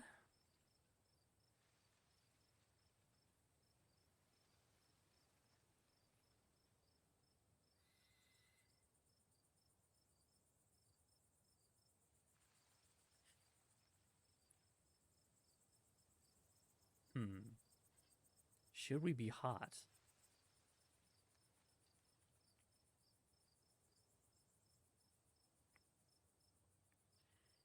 Now let's be dumb. Hell yeah, it's been so long since I've had an honest-to-God sleepover. Awesome. If I'm being honest, not being alone tonight is a weight off my chest. It doesn't take long for Stella to fix up the guest room for you. While it's certainly smaller than its counterpart at the estate, it's far better cared for. Make yourself at home. You didn't have to do all this. You don't have to worry about that. I'm glad the guest room is finally getting some use.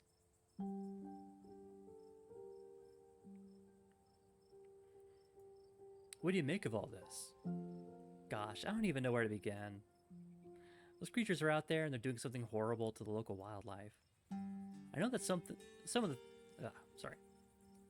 the things Sybil said were a little wild, but if she is right and they are an omen, maybe we can change things and stop whatever's brought them here before it happens.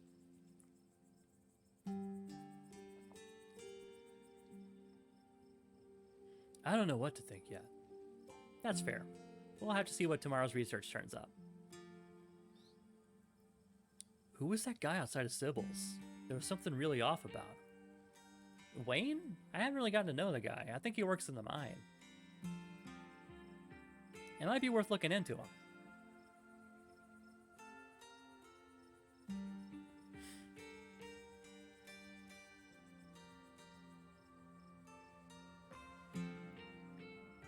I should probably give Tabitha a call. But it could be hot.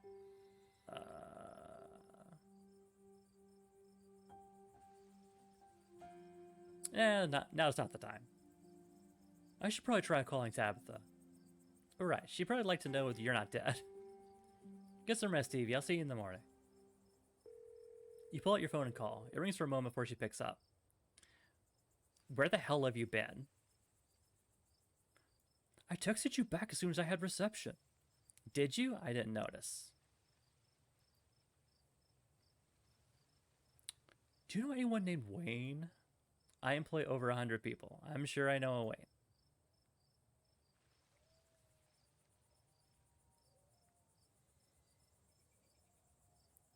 Hi, Tabby. Ah, so you met Stella then. That explains everything. I'm going to bed. I'll collect you tomorrow. From the comfort of Stella's guest bed, the events of the past evening seem like something that happened to someone else. Though you can still clearly picture the terror you felt in those moments, for now you're safe and you're warm. Eventually, the sun will rise and chase away the monsters and make them seem like nothing but bad dreams. Maybe tomorrow, if you're lucky, you'll wake up in the normal world and have a relaxing week in the mountains with a new friend. It's a nice thought, but deep down you can't help but worry that things will only get worse.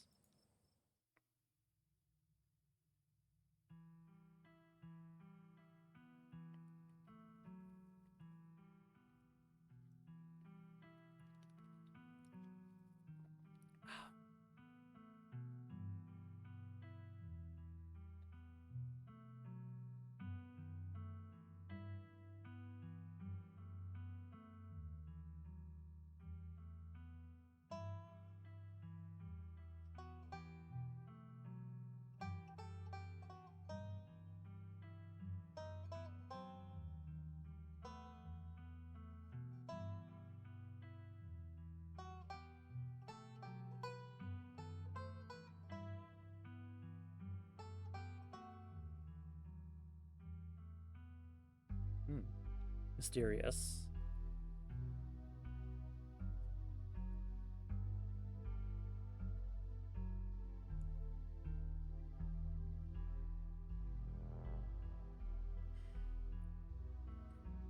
Cool llamas.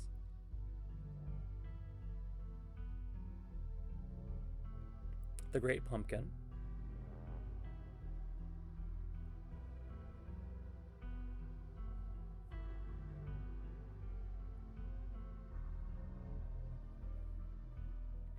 Spooky door.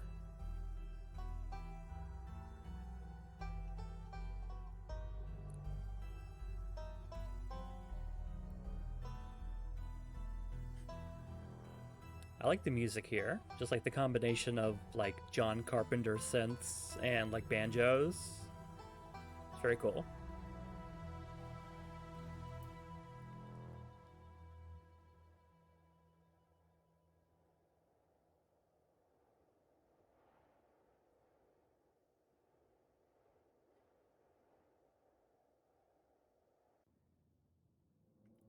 This is the end of episode 1. Episode 2 awaits.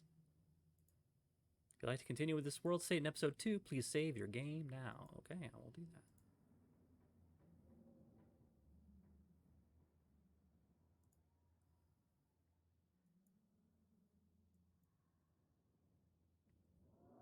Would you like to see a recap of episode 1 before you start episode 2? No, we just saw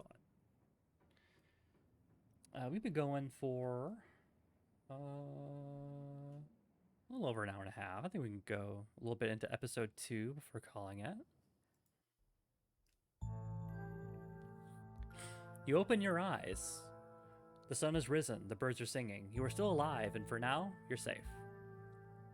Your gaze wanders around the unfamiliar room to the window and the woods beyond, and you wonder if the monsters are lurking just beyond the trees, ready to pounce as soon as you leave the comfort of your new friend's family home. I love the little pug statue here. It's extremely cute. You can't help but remember the sight of the pale faces jeering at you from the trees, their calls echoing through the woods as you ran for your life.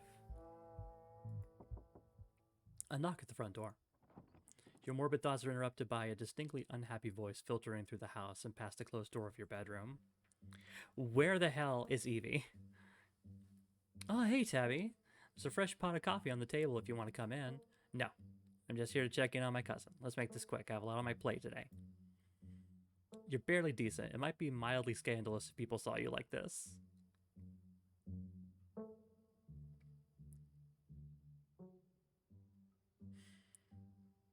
Oh yeah, we're gonna saunter out there half clothed. You might not be fully decent, but you're not about to let that stop you from being a part of this conversation. Ah, Put some clothes on. Morning, how'd you sleep? Gretchen excitedly looks at you and wiggles her tail. Aw, Gretchen, look at her. Adorable. Ugh. What exactly did the two of you get up to last night? Oh, we went up to the woods to film a video. Never mind, I don't actually want to know. What I do want to know is why on earth you decided to blow me off to spend the night with a stranger. Hey, don't be so hard on Evie. I asked them to crash here. And last night was a lot, Tabby. There's something horrible out in those woods, and I don't think anyone in this room wanted Evie walking up that mountain alone last night. Stella, would you mind giving me a moment alone, my cousin? And while you're at it, please stop calling me Tabby. We're not in high school anymore. Alright.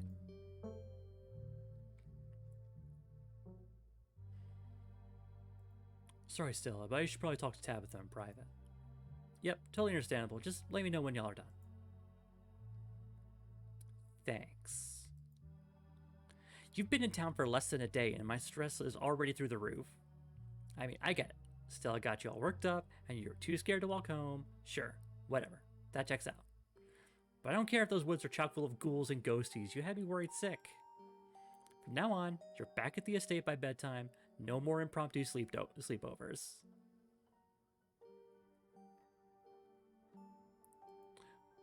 Have you seen these muscles? You don't have to stay up late worrying about me. I'll be fine. This isn't just about safety.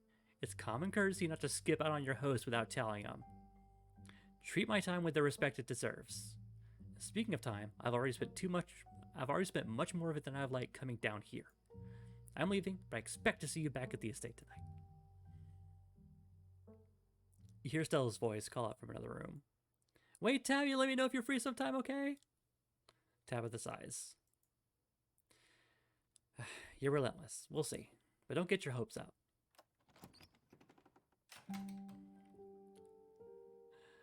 Hey, no need to catch me up. I was listening from the other room. Sorry I let you get ambushed. Tabby showing up like that blindsided me.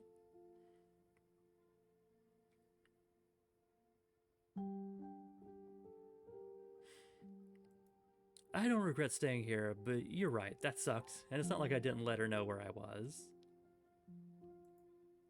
Last night was a lot. I don't think anyone could blame you for crashing here. Wait, I love Gretchen's like giant bed with like princess on it. That's very cute. Wait, hold on. I just want to take a second to look at this tableau here.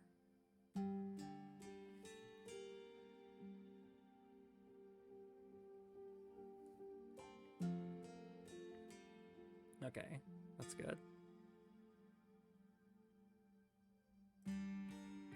Tabby just doesn't get what we went through. Who would, honestly? And for the record, I'm happy you stayed too. Anyway, sorry for that rude awakening. I'd been up for a little while, but was hoping to let you get a little extra sleep. But you're up now, and we got a full day ahead of us if we're going to get to the bottom of this.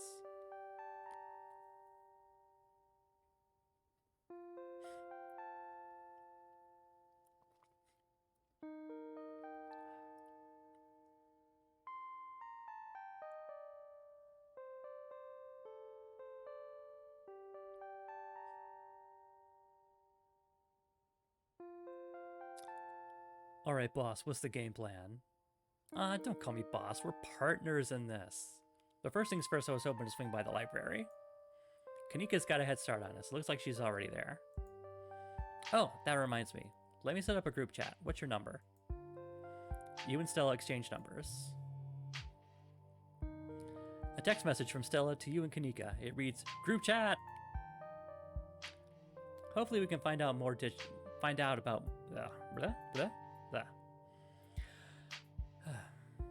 Hopefully we can find out more about ditchlings from some of the older local books there. I've also got a couple of threads cooking on my cryptid forums, but who knows if that'll pan out. Anyways, daylight's burning, so let's roll out as soon as you finish getting dressed.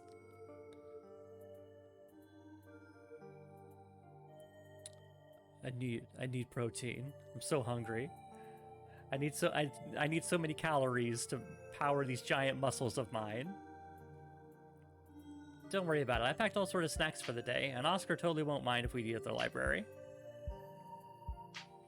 Get dressed and head into town. The walk to town was short. Stella's house is barely a stone's throw from what remains of Scarlet Hollow's once bustling main street. You shudder as you stare down the thoroughfare, from both the chill in the morning air and the all-too-present memories of everything that you witnessed last night. You see that building labeled Town Hall? That's actually the library. Well, it's also the Town Hall, but that's just a small upstairs office nowadays. I guess this town's not what it used to be. That, and our mayor's really into going on walks. I think there's actually going to be a meet and greet later this week. Could be just the pick-me-up we need with everything going on.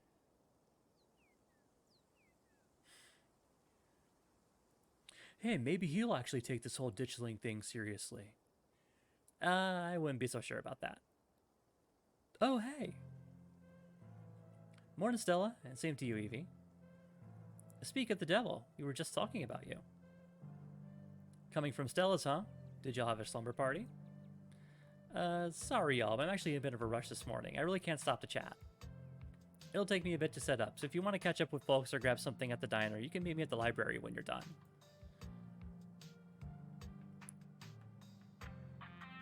Oh, sure. See you in a bit, Stella. Cool. See you soon. Whoa, she always has time to chat. Is she feeling okay? Oh, Stella and Evie just got up to a bit of trouble last night, that's all. You can't just drop something like that and leave me hanging. What happened, Evie? Tell the whole truth. Stella and I went into the woods to try and find Skunk Ape, but we ran into something way worse. Actual monsters. Sybil said that they're called ditchlings, but whatever they are, there are dozens of them and they're mutilating the local wildlife. Whoa, slow down.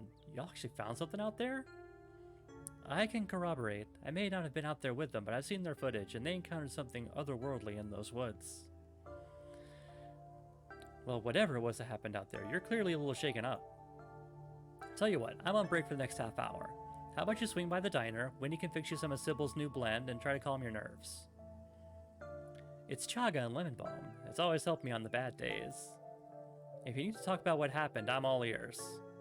Anyways, it's up to you. See you around, Evie. See you, Sybil. Take care now, Avery. I'd better get back to it myself. I'm glad I was able to catch you this morning, if only to see how you were holding up. Please don't hesitate to stop by if I can be of any help.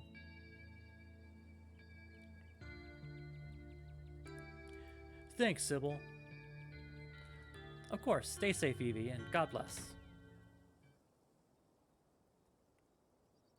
Stella said you had some time to kill before she finished setting up. Let's go by the diner. You head towards the diner. The diner is a little quiet today, but the air is still heavy with the tantalizing smell of breakfast. Let's talk to Avery. You slide into the booth across from Avery. Hey there, stranger. Before you can exchange words, Winnie sidles up, fresh mug of tea in hand. Heard you might need this. The answer to 29 down is oink, by the way. What? But the clue is pen sound. How is that a sound a pen makes? Ah, I know what they're doing there. Wait, like pen like pig pen? Are you kidding me? How was I supposed to guess that? I know, Avery, that sounds like a pretty typical crossword clue. I don't know why you even bother with those things. They're just gonna frustrate you. It's just something to do to fill the time. But maybe I should switch to Sudoku.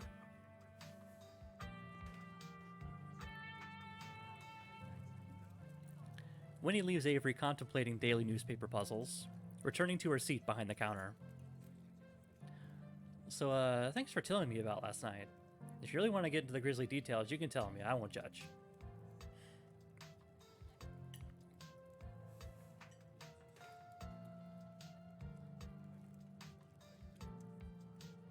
Explore, flirt, hot. Should we do some flirting?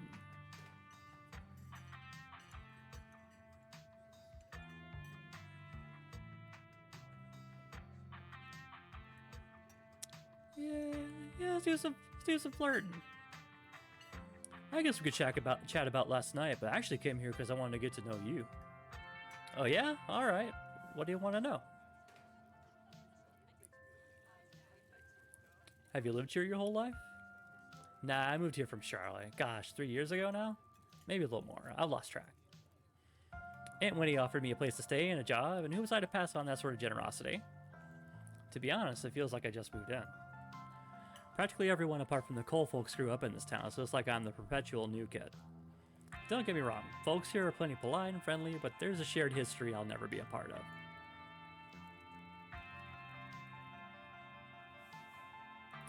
Do you regret moving here? I don't think I have the choice to have second thoughts. I'm not going anywhere without Aunt Winnie, and there's no way she's leaving the place. Why'd you leave Charlotte? If you don't mind me asking. Nah, it's cool. I was having some education disputes with my folks. They had thoughts on how my life was supposed to go, and I had other plans. It wasn't great. Especially since I was still stuck under their roof. When my aunt heard about it, she offered me a job and a place to stay, and the rest is history.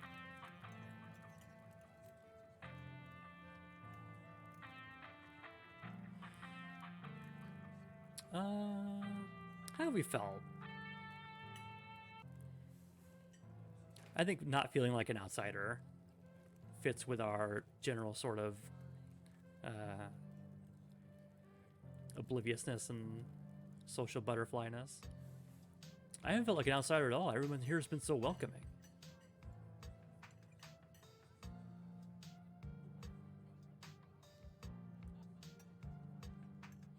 Present company included. Yeah, I don't think it's the kind of thing you notice until you've really lived somewhere, but hey, who knows? That's fair. Being here one night is not the same as living here. Let's tell Avery about the grisly details. Alright, I think I'm ready to talk about what happened last night. Oh yeah?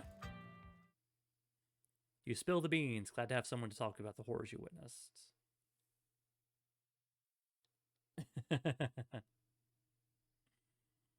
Hey, Anna. Yeah, we're spilling that tea.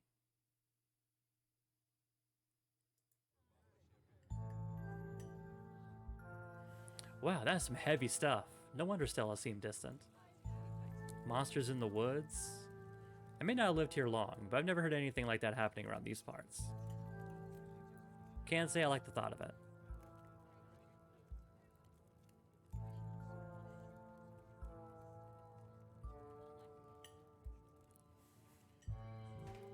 I know that everything I told you last night was a lot, but I'm not going to let anything happen to you or this town. We're on the case. Flex.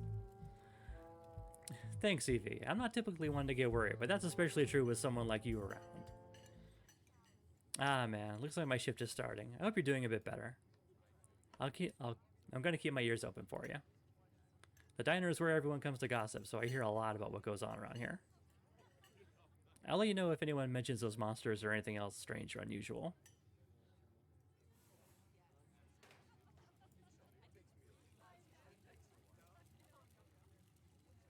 Avery slips out of the booth, giving a friendly half wave before disappearing into the back.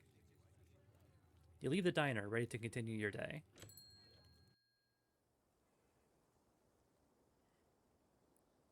Let's go ahead to the library. You enter the former town hall. What once must have been a stately foyer has since been converted into rows of shelves. Meeting rooms and offices long ago gave way to assorted reference collections and reading areas. Oh hey, you made it. Oh yeah, they're in the back there. Okay. You head over to Stella and Kanika's table and settle in. Glad you found the place. Hey Evie, you look tired.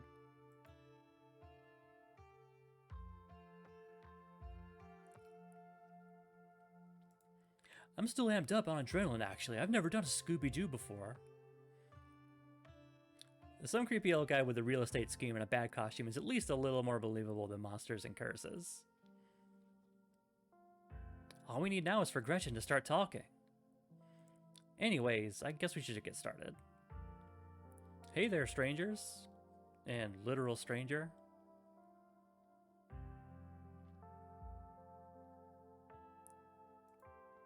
Hey, I'm Evie, Tabitha's cousin. I'm in town for the funeral.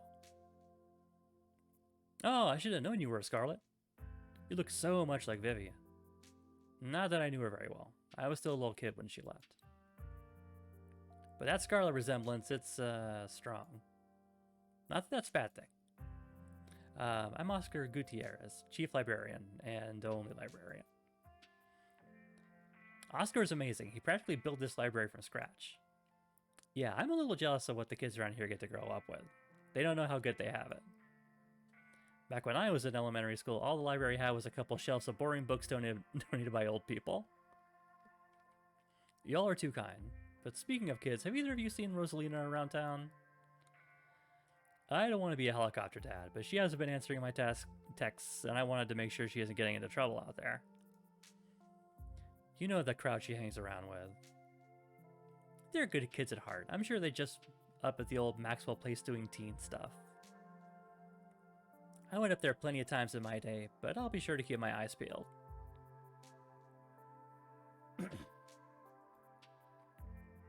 What's the old Maxwell Place?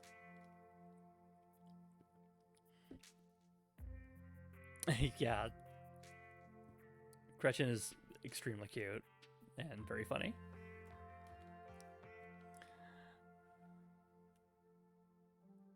Oh, Ziggy's paying me a visit.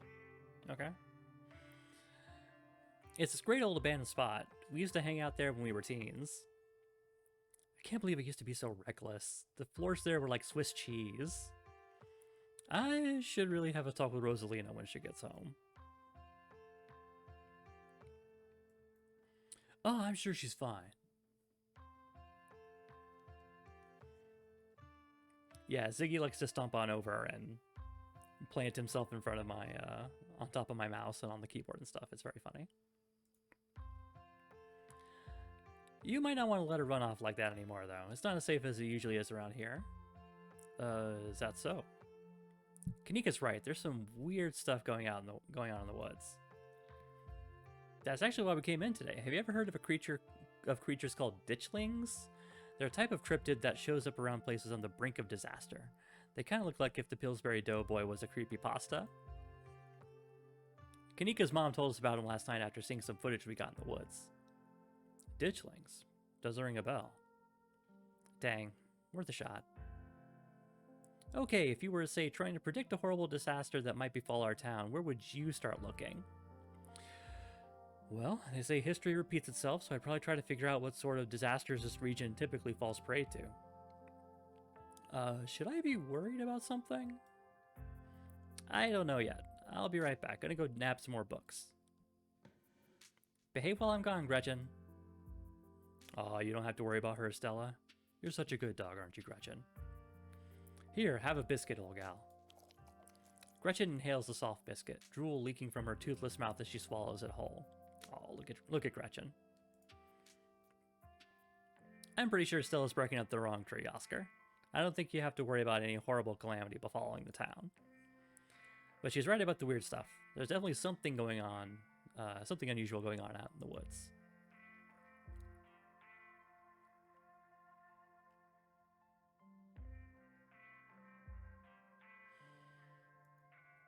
Whatever's out there in the woods has been brutalizing the local wildlife. I don't think it's safe.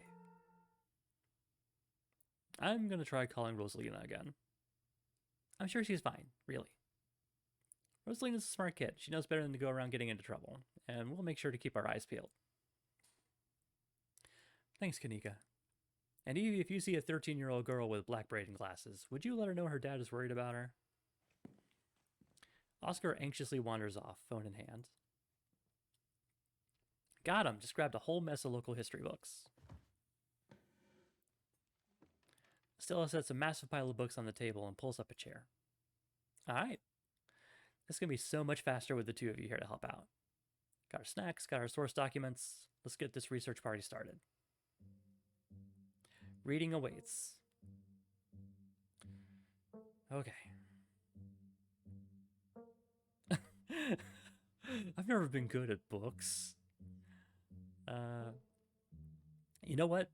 Our perks give us this out. Let's take it. Can you guys do the reading for me? I've never been good at books? Oh, of course we can. You just hang tight, okay? We'll tell you what you need to know. Dang, you're just letting him off the hook like that? Research is one of the best parts of paranormal investigation. We've got all our strengths here, Stella. Just let Evie relax for a bit. I'm sure there'll be plenty for them to do later. You hang back while Stella and Kanika do some research.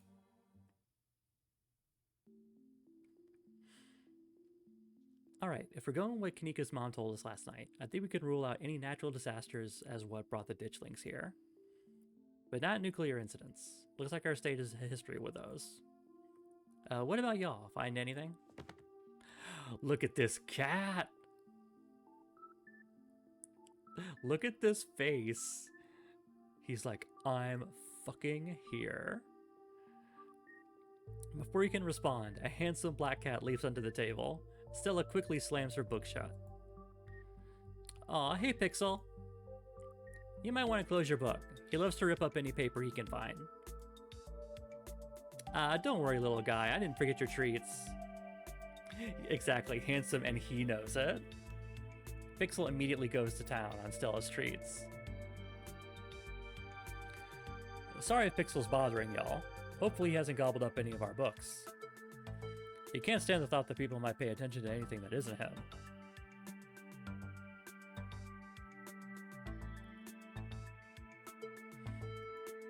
Why do you let a paper shredder free to wander around the library? Yeah. Have you seen this little guy's face? How could I say no to that? You decide to leave Pixel be. The cat curls up on the table, fast asleep. Ah, look at him. Look at this little fella. Alright, I better get back to shelving. Let me know if y'all need anything.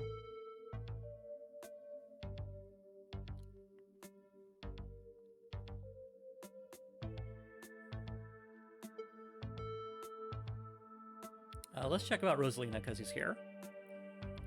Have you had any luck with Rosalina? Not yet. I knew a team would be a handful, but I didn't think it'd happen overnight. Ah, yeah, he's snoozing. I'll probably head out once you're all done and check in on our usual haunts.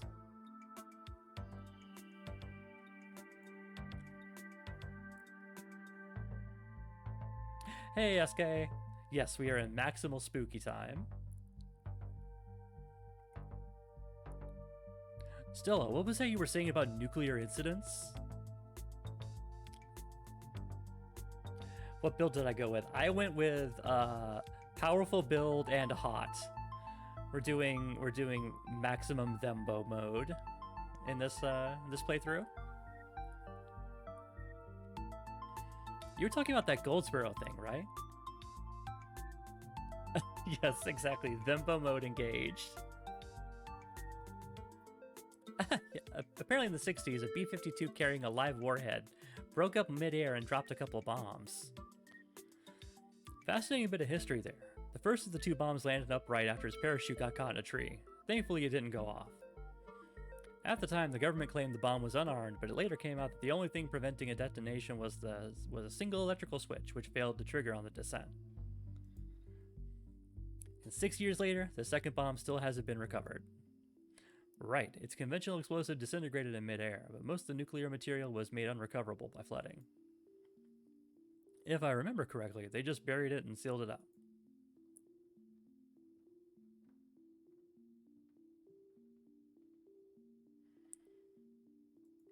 So the nuke made the ditchlings. Case closed. Looks like we got it, folks. I don't think so. Goldsboro is almost 400 miles away from here. Look, you never know with radiation. We actually know quite a bit. It just melts you. It doesn't make monsters. And a 60-year-old bomb is going to explode on its own hundreds of miles away and kill us here. You never know. There could always be a whole underground society of bomb-worshipping mutants just waiting to blow it up. That sounds plausible to me. I've missed this. You lean in and quietly whisper to Stella and Kanika. Do you guys think that there's, like, a cult here?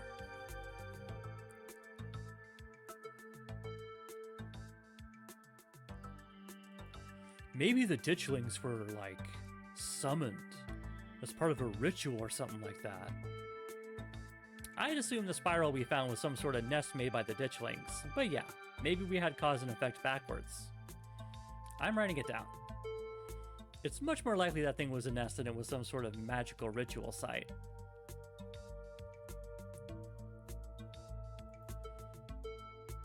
Do you think Wayne factors into any of this? That creep who keeps coming around my mom's tea room? He snuck up on us last night and called out Evie by name. Yeah, there's definitely something wrong with him. Maybe he's sick. Maybe that has something to do with what you saw in the woods. I don't know. I'd buy it.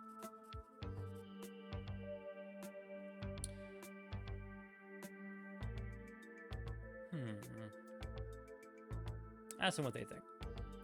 What do y'all think? So let's see. There was the mine collapse in 1918. Maybe the ditchlings are here to warn us about something like that happening again. It might not be a terrible place to start. Okay, good. And hopefully we can find out what happened to Wayne while we're at it.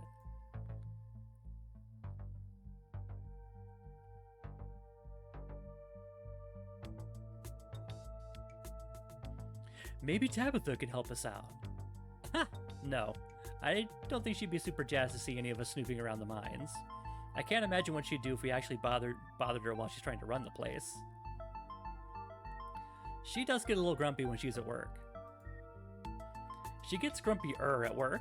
I'm pretty sure snark is that girl's baseline level of existence. Chatting over dinner might be a better way to get to know her.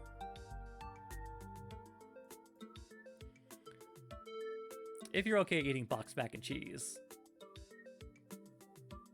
We can sneak around the mines, no problem. I'll make sure to keep my eyes peeled for her. She won't even know we were there. Look at us, going out on a caper together. I missed this. I missed it too. I mean, sure, it's not under the best circumstances, but I've been wrapped up in running the store. I didn't realize how much I missed being able to hang out with you. Though there is something missing. Reese. I really miss that dude. I can't believe how long it's been since we've seen each other. Have you seen him lately? Nope. I've tried to plan stuff, but he's been too sick. I didn't realize it was getting so bad. That poor guy. You know, we could just pop over and surprise him. He seemed excited to meet Evie. Maybe we'll finally get him to leave his little cave. Hell yeah, let's do it. Alright, let's roll out. See you, Oscar. We'll let you know if we run into Rosalina. Thanks, guys. I'll keep y'all posted.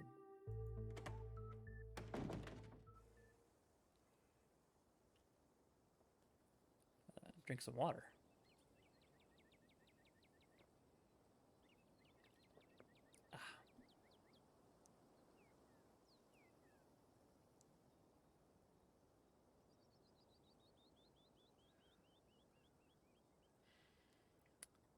Kind of busy working, but hey, Pixel. That's totally cool. Feel free to hang out and enjoy the vibes.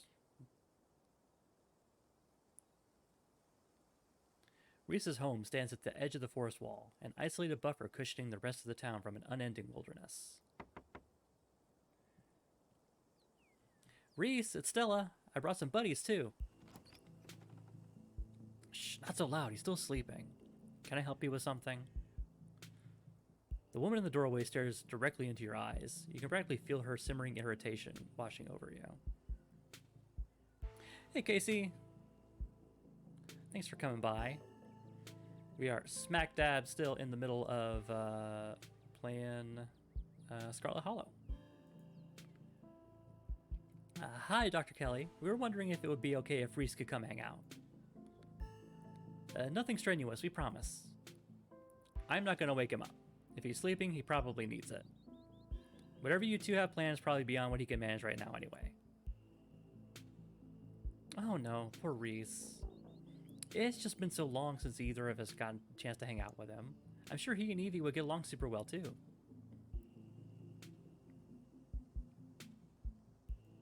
Hi, I'm Evie. Vivian's kid? I know who you are. The way she avoids looking at you when she speaks makes you feel like you've done something wrong, even though you're pretty sure you've done nothing at all. Reese's mom turns back to the house, sighing. Sorry, I know that was a little rude. You just want to hang out with Reese, and he misses both of you too. Excuse me.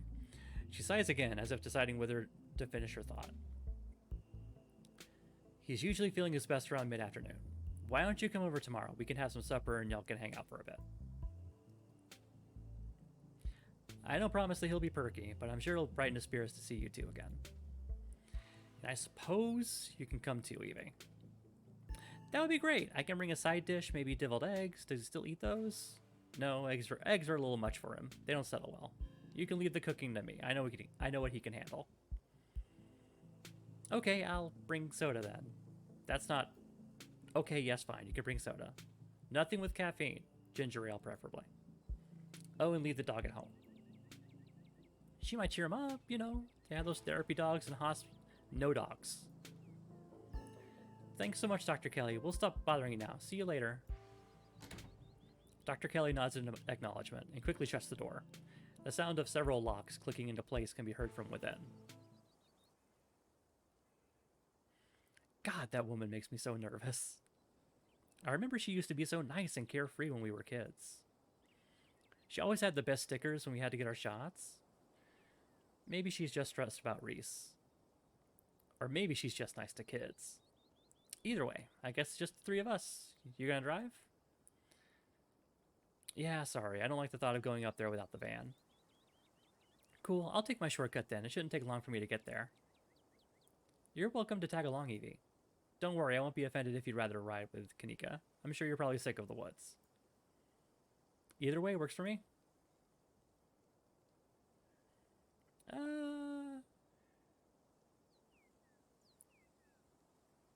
Let's walk with Stella and get our steps in. Oh, with Stella, we'll meet you there. The woods are calm and serene compared to last night, though you can't help but get the feeling that danger lurks just beyond the trees. Hey, thanks for coming along with us. With Gretchen and me, I mean. I had a lot of fun hanging out with you last night, but it was also kind of an objectively horrible experience. I was a little worried you'd bolt first thing in the morning. I guess it's not hard to feel a connection after going through something like that together.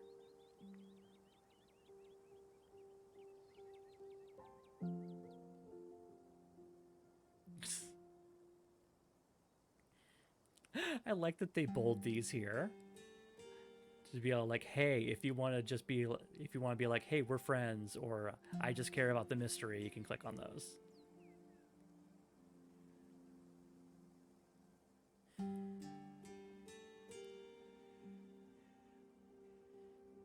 You know, if we're hot, we're gonna be hot.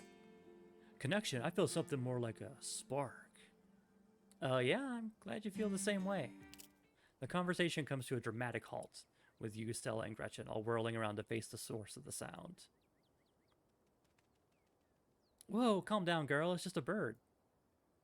The same probably goes for the two of us. Huh. I guess we're all a little on edge.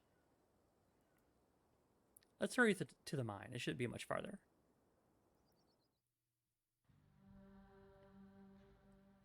Kanika casually leans against her van as you and Stella emerge from the woods. Hey. Y'all have a good walk?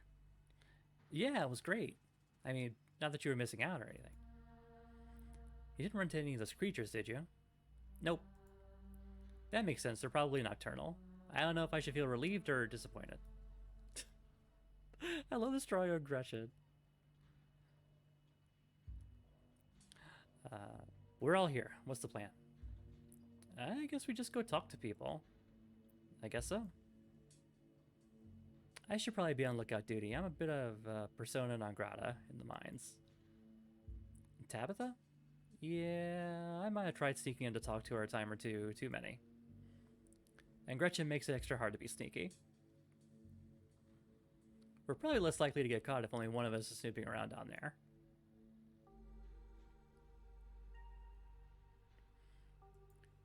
If Stella's on lookout duty and only one of us is going in, what's the third person doing? You know those cheesy rom-coms where someone wears an earpiece on their first date? Whoa, do you have some kind of surveillance rig in the back of your van that I don't know about? What? No. I have a pair of earbuds with a really good mic. We can just do a group call.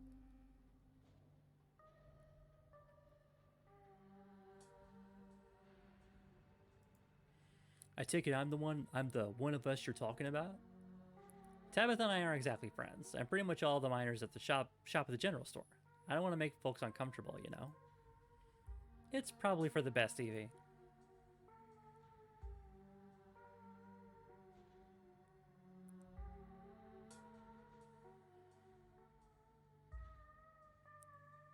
I'm sure I'll fit right in with a bunch of burly coal miners, Flex.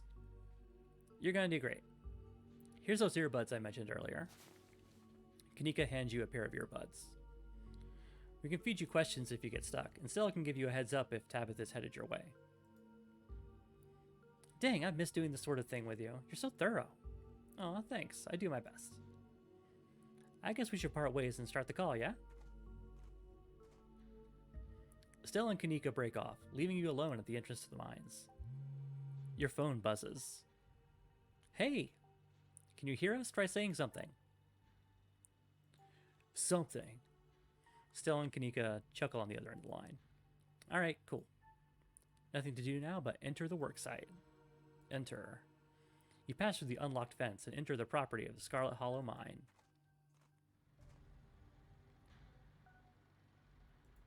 I'm in. Alright, Morpheus, good to know. Talk to some miners. You approach the nearest group of miners, a blonde woman, a broad-shouldered man, and an old-timer. Their uniforms identify them as Harrison, Davis, and Zax. You got a reason to be bothering us?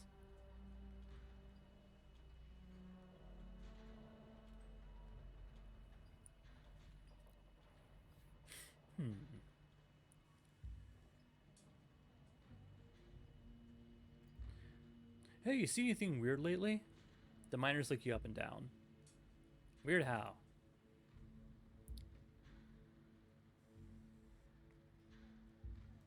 Like, weird animal sightings? Nope. You been talking to that townie?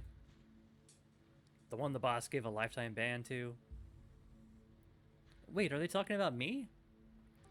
Yeah, she's like a Bigfoot YouTuber or something. Her videos are actually pretty good. Yep, that's me alright. No, that's so sweet. But you know, now that I think about it, it's pretty weird. I haven't been seeing many animals at all lately. Used to be able to see all kinds of critters. Now it's just mostly birds.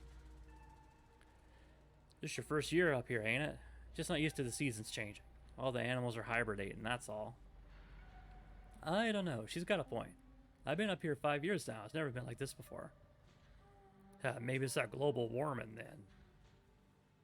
I think they're calling it climate change now.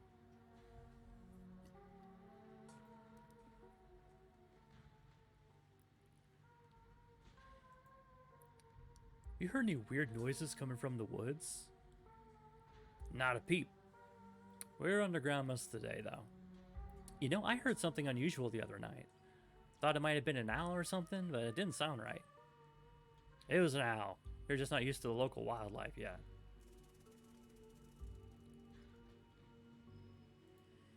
People getting sick? Like, you know, more than usual? Nope, nothing like that. I feel fit as an ox. We have good working conditions in the mine. Our health is wholly looked after. I got a couple of other questions. Ask him about Wayne. Do you know anything about a guy named Wayne? Yeah, we knew him. He was such a cut-up. Missed that dude. What happened to him? The miners shift for a moment, uncomfortably glancing at one another. Isn't that the guy y'all said was, He's gone. That's all that matters.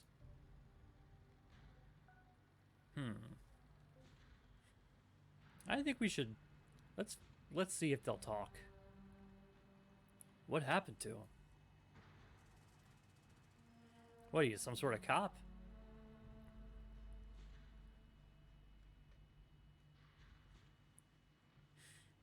Could I get away with lying about being a cop? Because I'm so buff.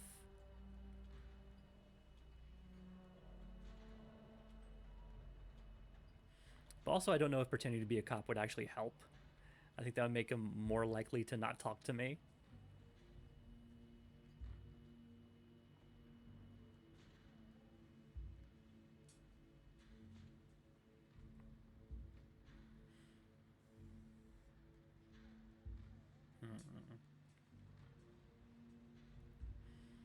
Oh, I'm Tabitha's cousin. I'm here for the funeral. The miners straighten up, suddenly very serious. Sorry, I didn't know. I thought you were maybe one of them environmentalists, or... Yeah, sorry for any trouble. You make sure to tell her we said she's a great boss, okay? I'm Zax, that's Davis, and this here's Harrison. And we don't know nothing about what happened to Wayne, you hear?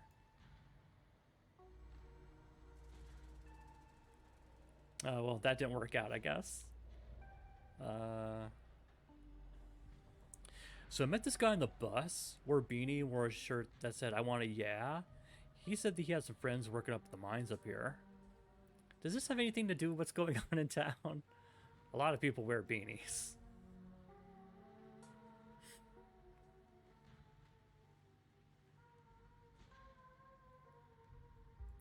He also talked about how he used to push joggers into the Baltimore Harbor. Does that ring any bells? None. Not a clue. Yeah, I think I'd remember someone like that.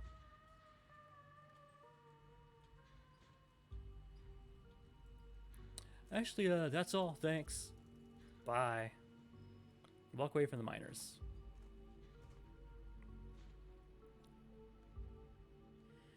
Can we... Let's approach a different group of miners. You stop in your tracks, a shiver running up your spine as an unfortunately familiar voice calls out to you. You shouldn't be up here. It's dangerous.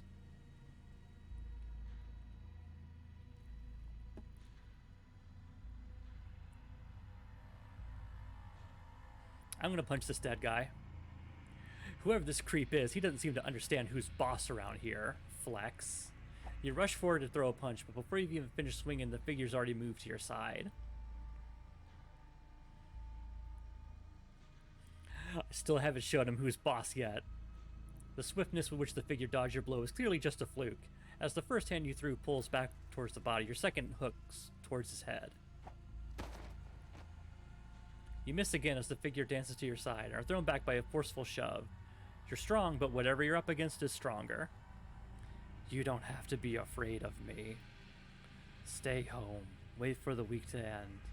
Don't keep putting yourself in the path of danger. This is all I ask. Before you can say another word, the figure is gone. Hey Evie, are you still there? We've just been getting static from you.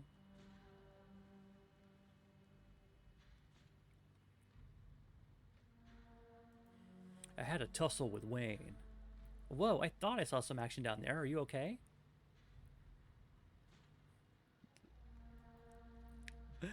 I'm not used to a being whose power level exceeds my own. Yeah, after you clocked that ditchling last night, I'm surprised anyone could keep up with you. You should be careful about picking fights with him. If he's as sick as I think he is... I hate to say it, but with how the call went to static, what if he's a ghost? Like, actually a ghost? You hate to say it, still, I don't think anything would make you happier than Wayne being a ghost. Also, ghosts aren't real. Hey now, just because I want ghosts to be real doesn't mean I want this ghost harassing Evie.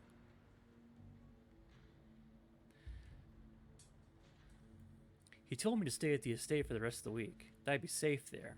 Why would he tell me that? What the hell is that supposed to mean? He must have been threatening you, right? The plot thickens. Wayne trying to make me leave just means that we're on the right track. I'm not about to back down. Whoa, so brave. Heck yeah, Evie, we got your back. Let's go find another group of miners. Hey there, can we help you with something?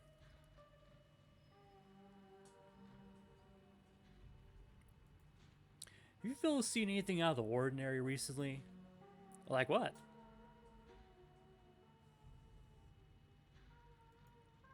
Weird animals.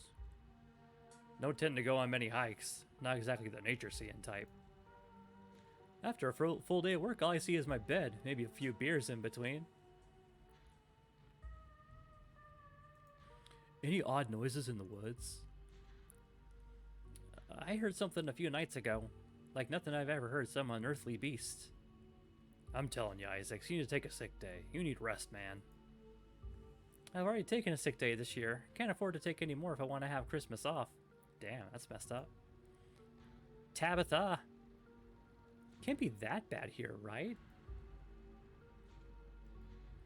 People been getting sick? You a health inspector or something? The boss looks out for our health. That's all on that front, thanks. Anything else? We have to ask about the bus guy. Do y'all know about this guy I met on the bus? He said he had some friends up here. Here we go again. You gotta tell us about this guy later. Maybe. What's he like? Tell the group of miners about your encounter on the bus yesterday. I think I'd probably remember someone like that. Yeah, he's no friend of mine, that's for sure. Never met him. Don't know him. It's settled then. Your mysterious bus stranger is a ghost.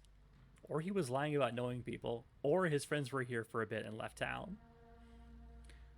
Sure, those are perfectly rational explanations, but so is a bus ghost. All equally rational theories. Aren't you ghost skeptical? How is a bus ghost a rational explanation here?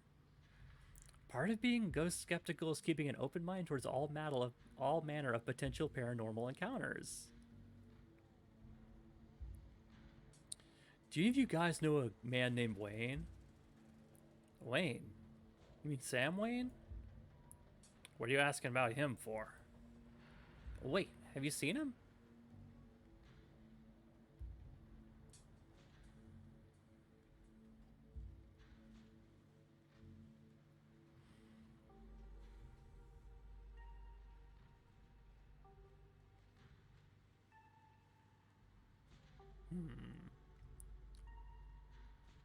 If we're thinking he's a ghost, then maybe the best thing is to say that we haven't seen him. No. Damn, I thought... He's dead, Isaacs. Get over it. No, come on, man. There's no way. How could he just die? I don't know. Why don't you ask his girlfriend? Yikes, do you think? No. No way. Just saying. Wasn't exactly the first fella to fall for her charms. Lots of heartbreak in that woman's history. Lots of jilted ex-lovers, if you catch my drift. Dang, who are they talking about? I told him not to get involved with her. I told him.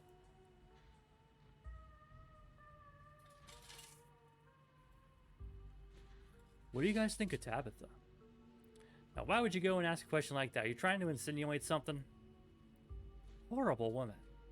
Now, fellas, let's not go besmirching the fine, gentle lady. If Smith is right, she's got a lot to answer for. Alright, fellas, I think we better cool it and get back to work before any of us say something we regret. You're probably right. Should we check in? Just as a heads up, the only group I still see out there is pretty close to the main office. Might be still worth talking to them, but I don't know if I can give you all that much of a warning if Tabitha comes out.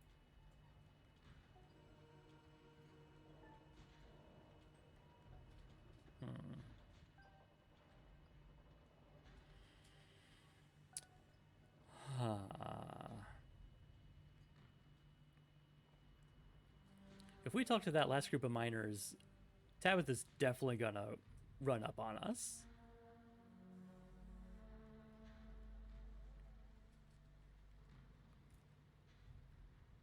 But maybe they know something about the guy on the bus.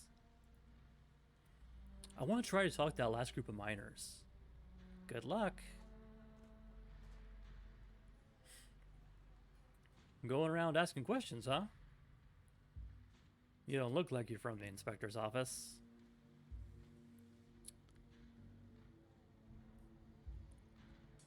Do you two know about the mysterious stranger who bothered me on the bus?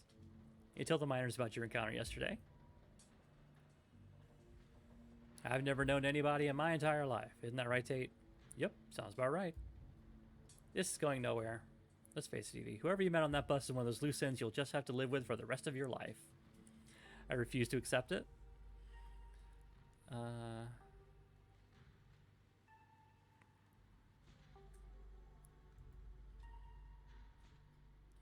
What can you tell me about Sam Wayne?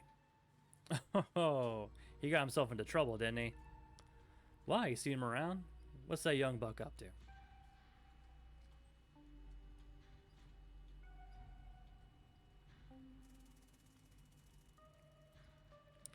I heard from the other folks in the camp that he had a nasty spat with an ex and disappeared not long after. Huh, you mean the boss? As far as I know, that never ended.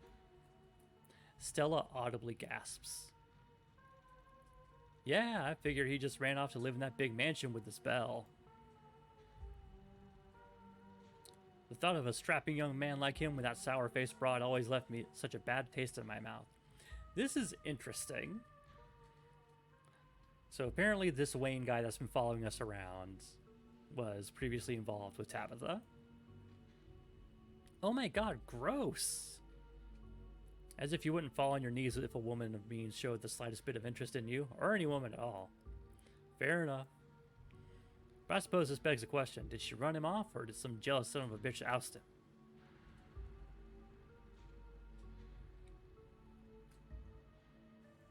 Wait, you talking about Pearl Ann? Lord, no. Even Wayne has some standards. No, I'm talking about little Miss Tabitha. Not that old lady Pearl Ann didn't have her day.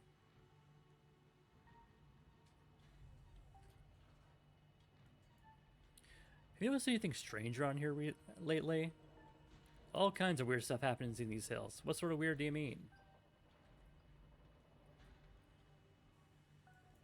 Any weird animal sightings? I saw a raccoon with a big old tumor last week. Spooked me something awful. That's nature for you. Not always pretty. Leave it at that. People getting sick? I mean, some of the older miners, sure, but I wouldn't call that unusual. Noises from the woods? All the time. Howling, screaming, all sorts of fiendish caterwauling. Probably just screech owls and bobcats, you old coot. Might be, might not be. I heard something the other night that sent the fear of God shivering down my spine, I tell you. I saw the creatures that made that noise. Pale, hairless, and horribly misshapen with little twisted up faces. The two men stare at you, a look of disquiet in their eyes. I never heard of anything like that up here. Damn, that almost sounds like a ditchling. My grandma used to tell me stories about them when I was a little kid. I guess it's not just my mom. That's it on that front. Sure. We'll call it there. My pleasure. If that Wayne keeps bothering you, just let us know and we'll whip him into shape. Evie, I think we got a problem. Oh, here's Tabitha. What the hell are you doing here? Ah, crap. Good luck. Sorry, Evie. And that's our cue. Pardon us. You shouldn't be here. This place is dangerous. Why can't you just stay in the estate and stop sticking your nose where it doesn't belong? And what is that ridiculous thing doing in your ears? Are you trying to record my employees? Are you trying to record me? Tabitha snatches the earbuds out of your ears and throws them to the ground. Typical phone-addicted city dweller. Ugh. Ah, and I have a meeting in 5 minutes. I can't even drive you back. Okay, look. I don't want you wandering anywhere else. Just stay here for an hour. I can take you back to the estate as soon as my meeting wraps up. Can you please do that for me? Oh, Ziggy's here. Hey, Ziggy. There you go.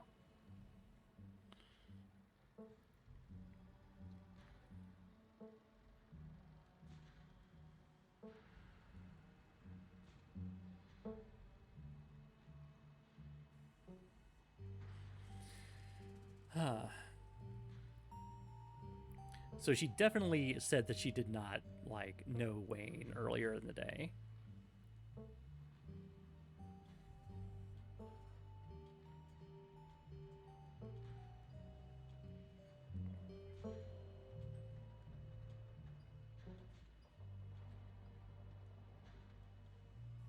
Huh.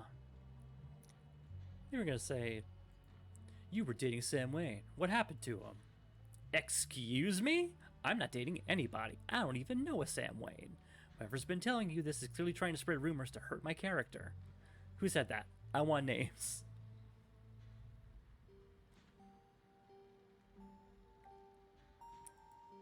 Tabitha, he's been following me. Why?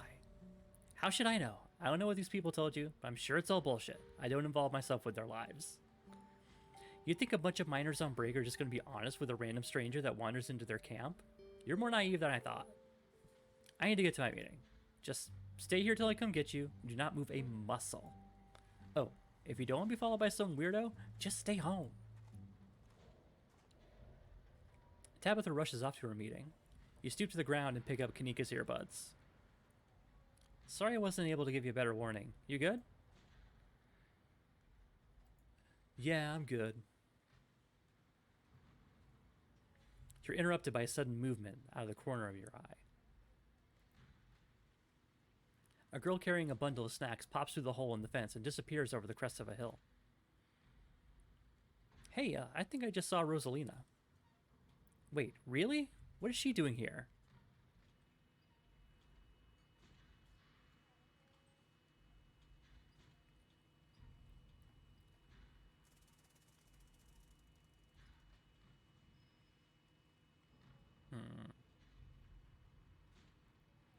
Clearly she's doing a delinquency. I mean, yeah, but what kind of delinquency?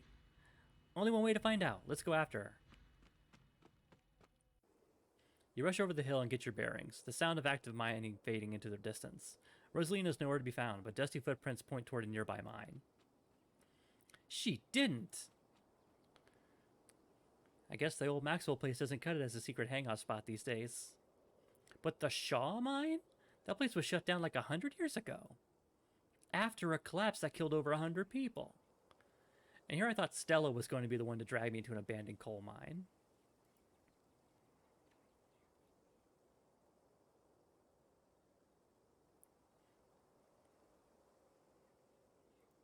Cool. It's been ages since I've had the chance to get some good spelunking in. Well, at least we'll have a good guide down there in case things go south. Whoa, you sure you want to tag along, Neeks? Evie and I can handle this on our own. Yeah, I'm sure. As much as I hate confined spaces, I'm not about to let Rosalina get hurt in there. Even if it means I have to go underground. Stella and Kanika could disappear into the mines. Before you follow, you briefly wonder if you should let Tabitha know about this.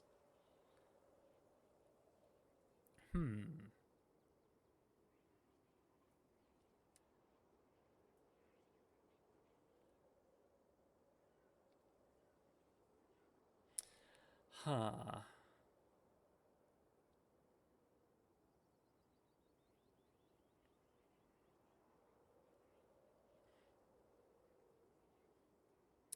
Let's... She should know. She should know.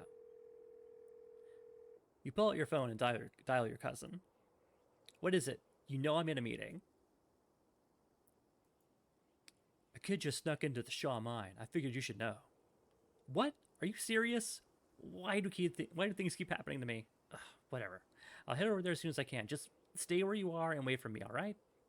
God, I don't even know why I'm trying to reason with you. It's not like you'll listen.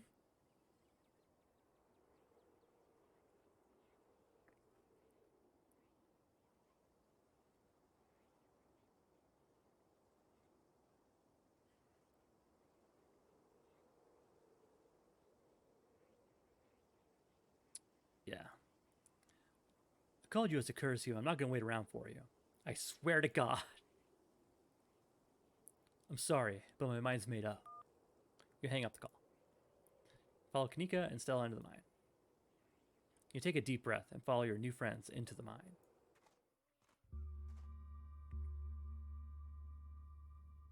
Okay. And I think that is where we will call it here. I need to call the night and get ready for bed. Or, yeah, get ready for the day tomorrow.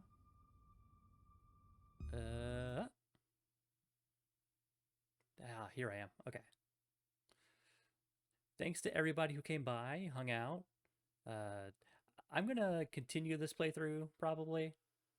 More details on that to come, I'm sure. But yeah.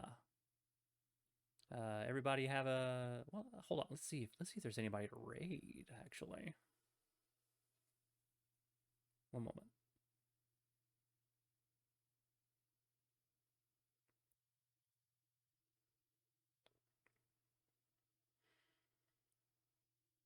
Oh, okay. Perfect. Jupiter is streaming Jam and the Mystery of the Mysterious Mansion. Is that what that game is called? Yeah. So let's give her a rate. Hold on. It's raid. Doomsday.